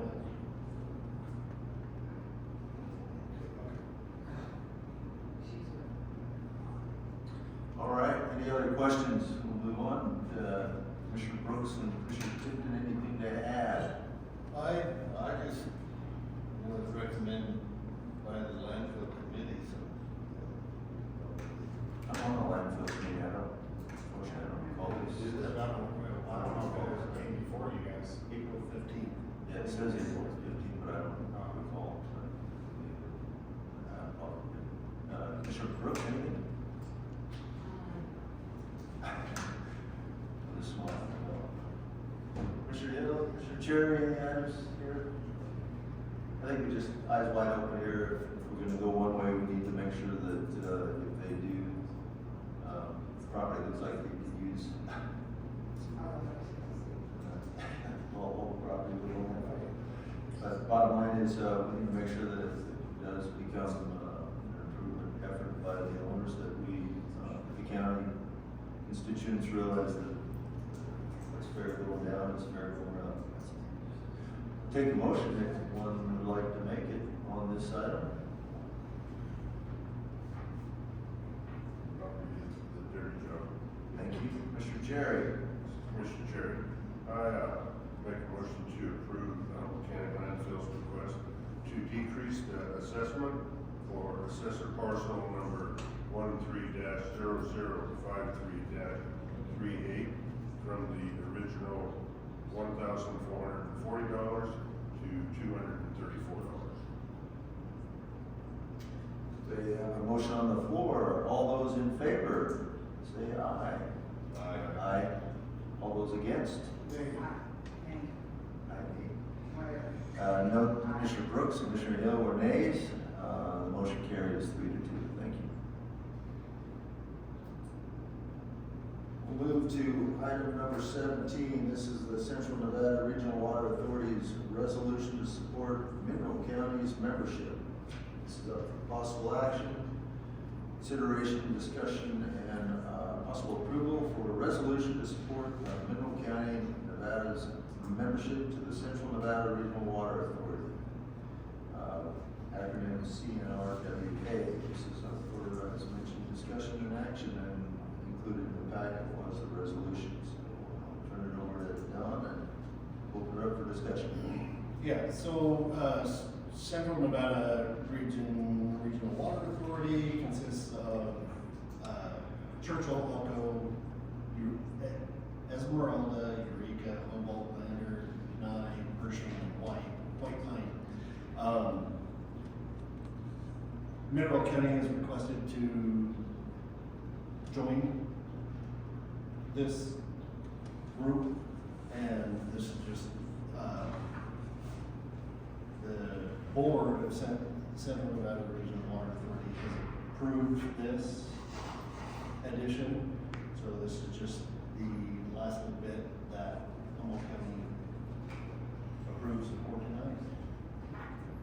Okay. Any questions on this? To me, I kind of read the power of numbers, adding them would give us at least water in the north type of, a little bit more, another seat at the table, so to speak, or in the group. Any questions, comments, or concerns? I can, do we need to approve, I'm assuming we approve the resolution to support Mineral County and Nevada's membership to CNRW Authority? We don't need to, do I need to read the resolution, or can we say the resolution as included in the? Resolution that is attached. It's attached. Yeah, it was attached in the agenda. Yeah, that would be good. Okay. Okay, there's a motion on the floor, to approve their join the CNRWA. All those in favor, say aye. Aye. Passes unanimously, thank you.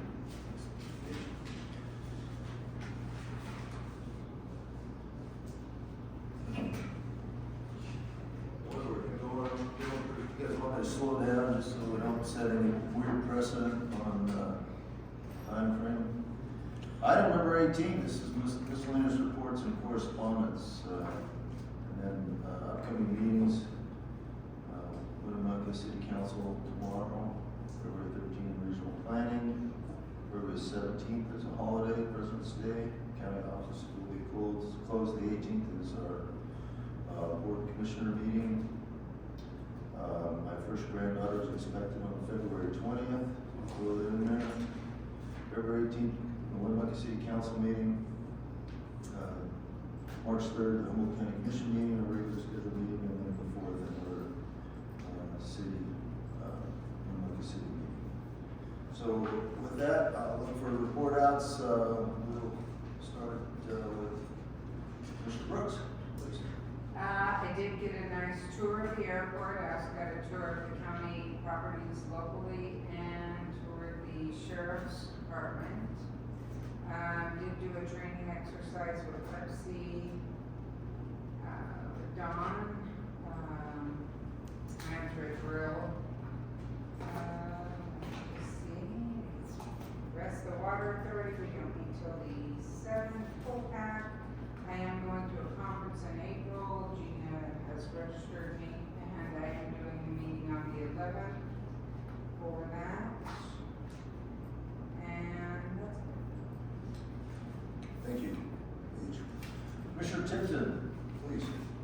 Yeah, I had a public lands and natural resource meeting in Carson City on last Thursday.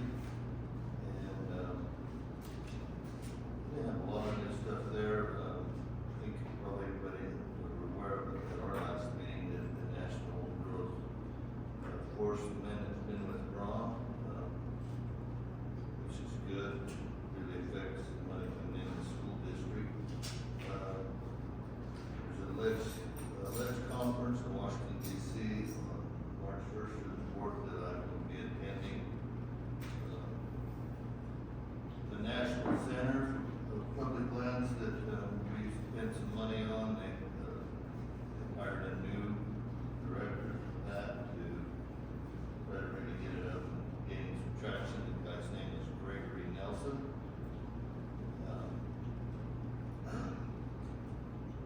Let's see, we have that. We're still trying to hire a resource manager and haven't had any applications, so we're looking at maybe contracting with somebody for that on the outside.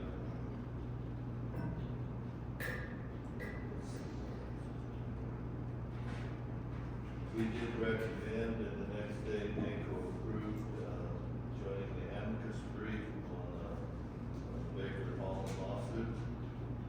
So NACO will be helping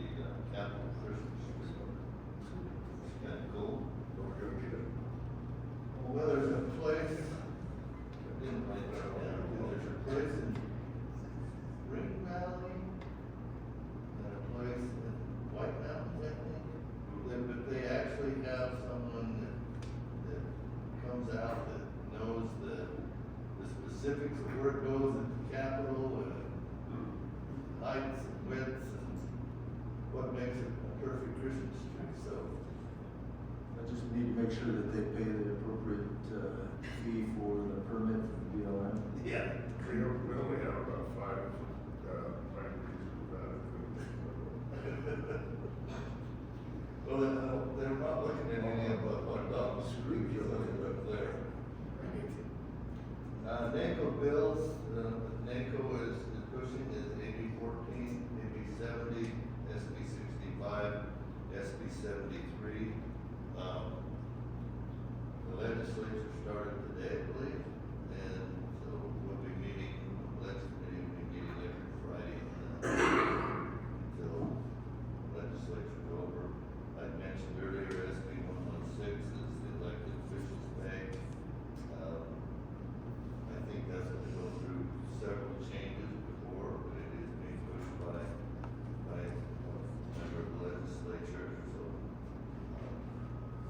I look for that to pass at some point. That's it.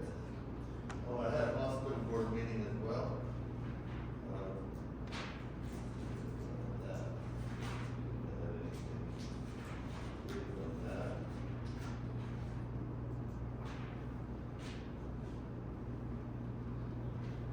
All our counts on orthopedic surgery is way up, so I think our partnership with Renor Clinic is really starting to work. We're also seeing an increase in other surgeries that we're working with Western Surgical Group. We're hoping that hospital board's hoping that I don't have the bill number, but there'll be an improvement to the Medicare reimbursement. Because the rural hospitals are really getting hit hard right now on that. Hospital's gonna be start to work on a new 5-year strategic plan.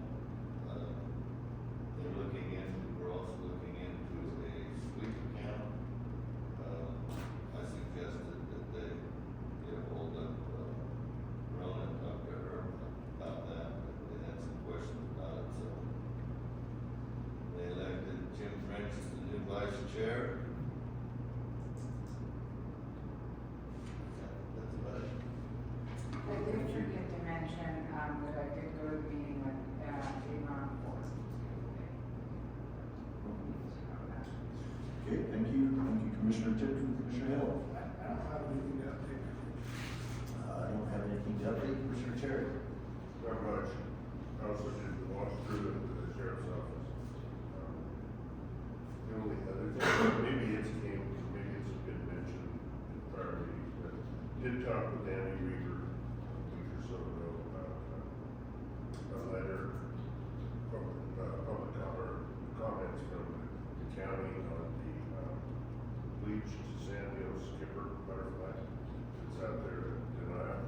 They're Center for Biological Diversity and petition Fish and Wildlife Service to list the butterfly as endangered. It's only found in Humboldt County. But here again, you've got these environmental groups who want to see an end to use of fossil fuels, but when it comes to using alternative renewable energies, will also challenge that. So there could be ramifications as they're trying to put a geothermal plant there. There also could be ramifications if butterflies listed to other uses like racing as well. So Humboldt County is going to be setting comments. So I'll touch on that. That came out of Kalkoske for the record. That came out of the Public Lands and Natural Resources. Andy gave a little presentation about this on that, and several others jumped on, and now jumped on, and they're also going to put in comments. I think there was 1 or 2 other counties. Yes, I think, Lander County, Pershing County, both. Yeah. So they would be putting in comments on it as well. And two racing boards were doing. Yeah. So it's a good thing. She garnered some good interest just so it's not just us. And I'm assuming our federal representatives, the two senators and Congressman Amity, we leverage their support and help on our concerns. Haven't touched base with them on that. The new Department of Interior, and I know it goes through other avenues, but we need to take advantage of our current situation. Yeah. So we definitely touch bases with, at least with Emily's office and see if we can get his help. Anything else? That's it. A little butterfly. We'll see. You've got to get a lot of those to make a meal, I do know that. Okay, anything else on that report out? Okay, item number 19 is future agenda items. I've got a few, but we'll start down there with Commissioner Brooks. Anything you want to see on the next agenda? Commissioner Tipton? Not this time. Commissioner Hill? Yeah, the only comment I have, or maybe there's something we can do, whether it's a future agenda item or just part of the system, but I know when we refer things to be reviewed at the DA's office, seems like we're waiting an awful long time, and some of the folks are getting frustrated when we send that stuff off, contracting back and forth. I don't know, I know they're busy, and I know this stuff takes time, there's usually a couple of parties involved, but if there's anything we can do to streamline that process, so when we do recommend as a board that the DA review an item, that we can capture that in a timely manner versus not. Could be a standing agenda item for kind of a call it a report card, or a status update on DA items reviewed as a function of request by the commission. And maybe we're putting undue stress on them. I know Anthony or Tony represents us, but maybe, obviously that's not his only job. So, do we put a workload on him that he can't produce that work and get it out? And we're expecting different results.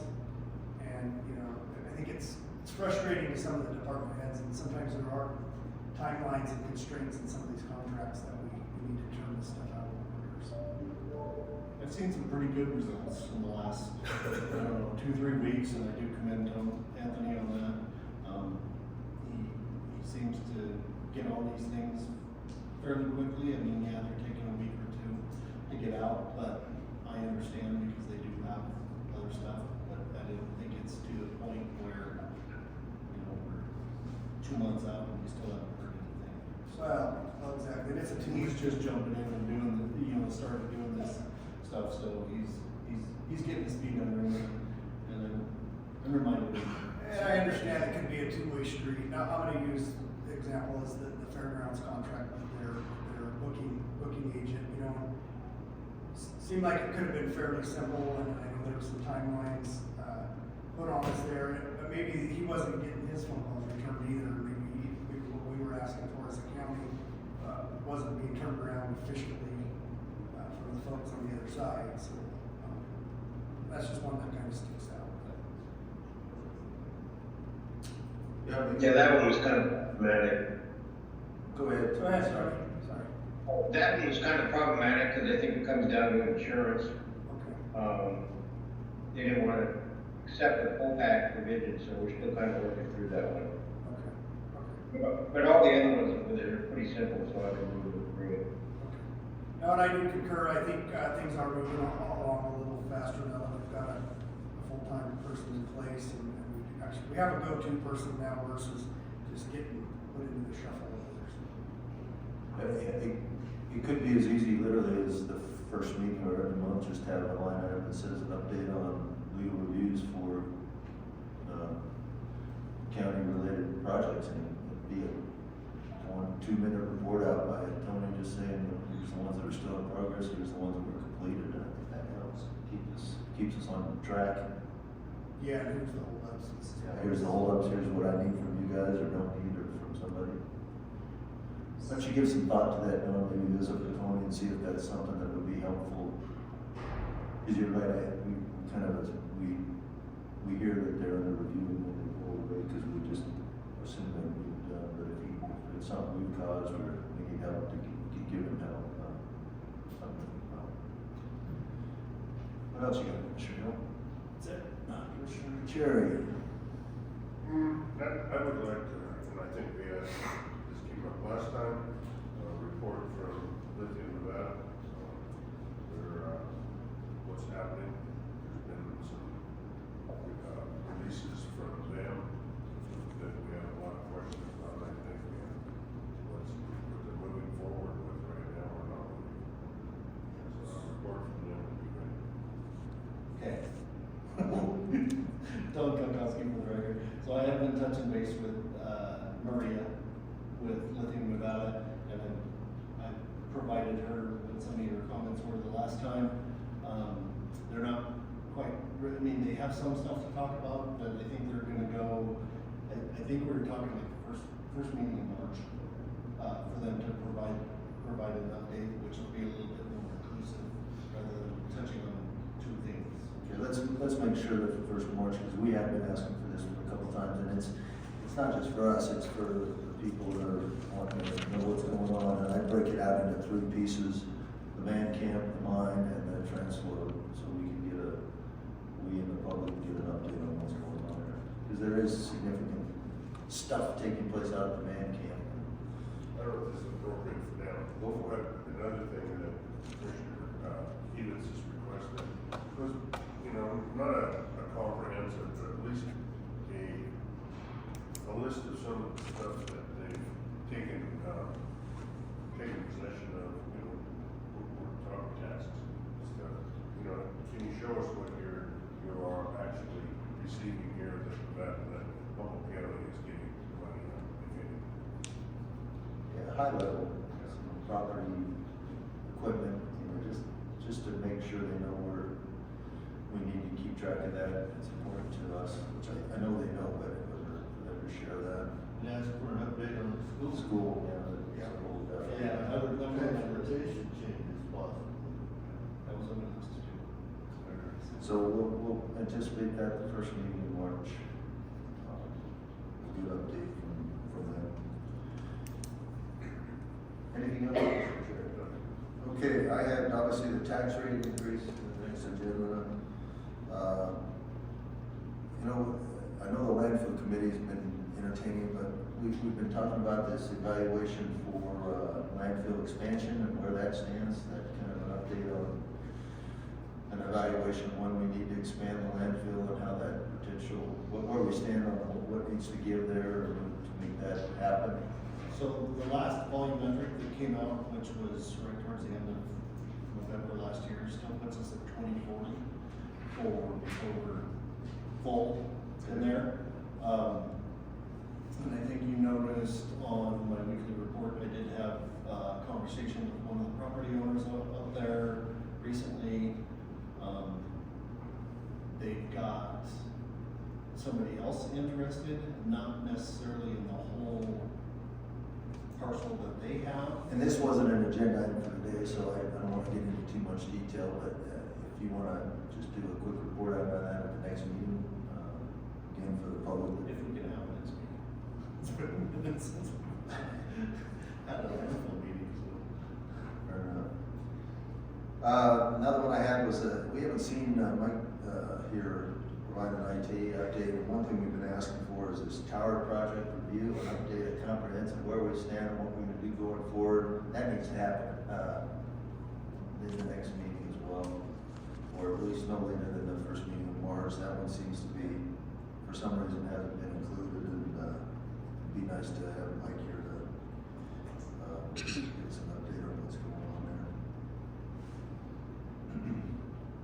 Another one I had was the Grass Valley wastewater treatment update. I know there's a monthly session there, just have provide a quick update to us and the public on where that stands and how that's moving, and I guess an overall project schedule on that, so we can start to hold ourselves accountable for making some progress, so we can get this done before Commissioner Cerri completes his third and final term, so we can have an appropriate naming, ribbon cutting and naming in his honor. I'm hoping to get a project manager on and then let him, give him a little bit of time. Yeah, Okay, so hoping isn't a good strategy, so let's find out what's going on. Right, no, I'm in talks right now Okay. with an individual. He's provided me some updates to the agreement I sent to him.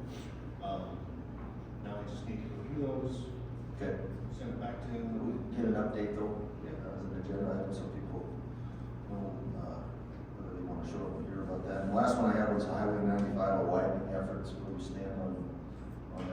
Again, the slow growth of government work, the more we can keep this out in front of, the So people. we put that on the budget last update and provided, on that last one, maybe it wasn't the last one, I can't remember. But I did talk with him about Okay. regarding that, and So do your updates, they're not available for public consumption, or are they? no. So that's kind of why some of mine are for the people that wanna be aware from a public perspective, not just from our perspective. When we did meet, Paige Brooks, when we did meet with Aaron Ford, we did bring up I-11 quite a bit and had a pretty good conversation, so, we're just trying to keep, we spoke about how important the designation is for money and so forth, so we did bring that up again. Yeah, these are politicians, so I wouldn't expect anything. I don't much, but we did I bring think it it's up. gonna come from us. We just keep Okay, trying to hammer that as we can. this sounds like to me the squeaky wheel might get the greaser in this He case. didn't realize that you need a designation in order to, so anyway, it's fine. He didn't find the northern part of the state, scary. Then don't touch that, that was fun. That's all I had, thank you. Okay, with that, no other future agenda items, so we'll close it out with, item number 20, which is public comment. This is, again, for discussion only. The opportunity to address the commission on matters, hearing or not hearing on the agenda, however, no action can be taken, blah. So with that, any public comment? Looks like we do. Our treasurer's here. Ronna, take it away. Mary, I'll keep this quick. I just wanted to put on your radar AB 133, that is a bill to create a tech fund for the treasurers of the state, the county treasurers of the state. I'll just give you a quick, and then I'm going to go into it more detail next meeting, because we are looking for a letter of support.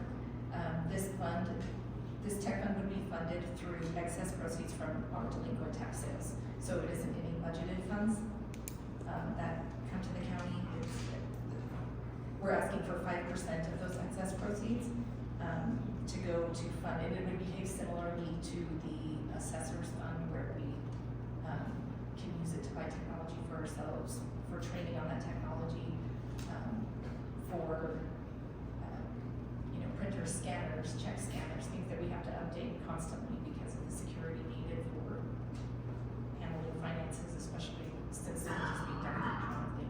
There is some cleanup language that's in there as well, things like defining the end of business day and some other things that I'll speak to, but I just thought I would give you a heads up on AB 133 in case you want to read up on it before I'm in front of you. NACO is monitoring that too, and they are supportive.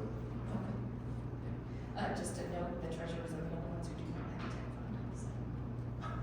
Clerks, the recorders, the assessors, all have tech funds. Very small. Maybe we should take, Except the assessors. maybe we should take the tech fund away from everybody else and say you're all the same. No? But then it just comes directly out of auction proceeds, so, some years you might earn a decent amount and some years not. I know there's another county based on their auction they held last year, they would get $800, so. Thank you for that. But I'll have those kind of numbers and figures in front of you. So. Thank you. Any other public comment?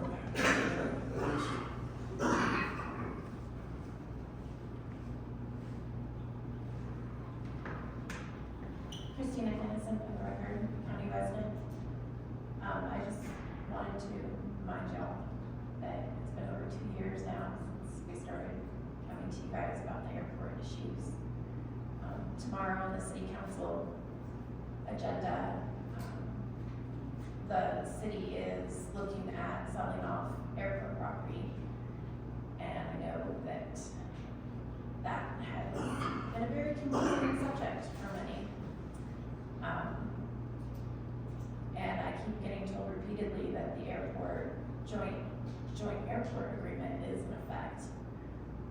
the county does own part of the airport.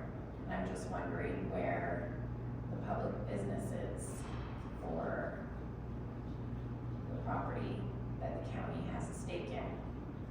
And, when that comes before the board, just confusing times and lack of action by the county. Leaves a lot of us residents, especially around the airport, concerned about our rights and, the county's stake in the airport. Thank you. Okay, thank you, Christine, appreciate that. Any other, nobody in the room? Any comment, public comment in the room, any online? No? Okay, with that, we will adjourn the meeting at a very impressive 10:50 a.m. Good job, Mark.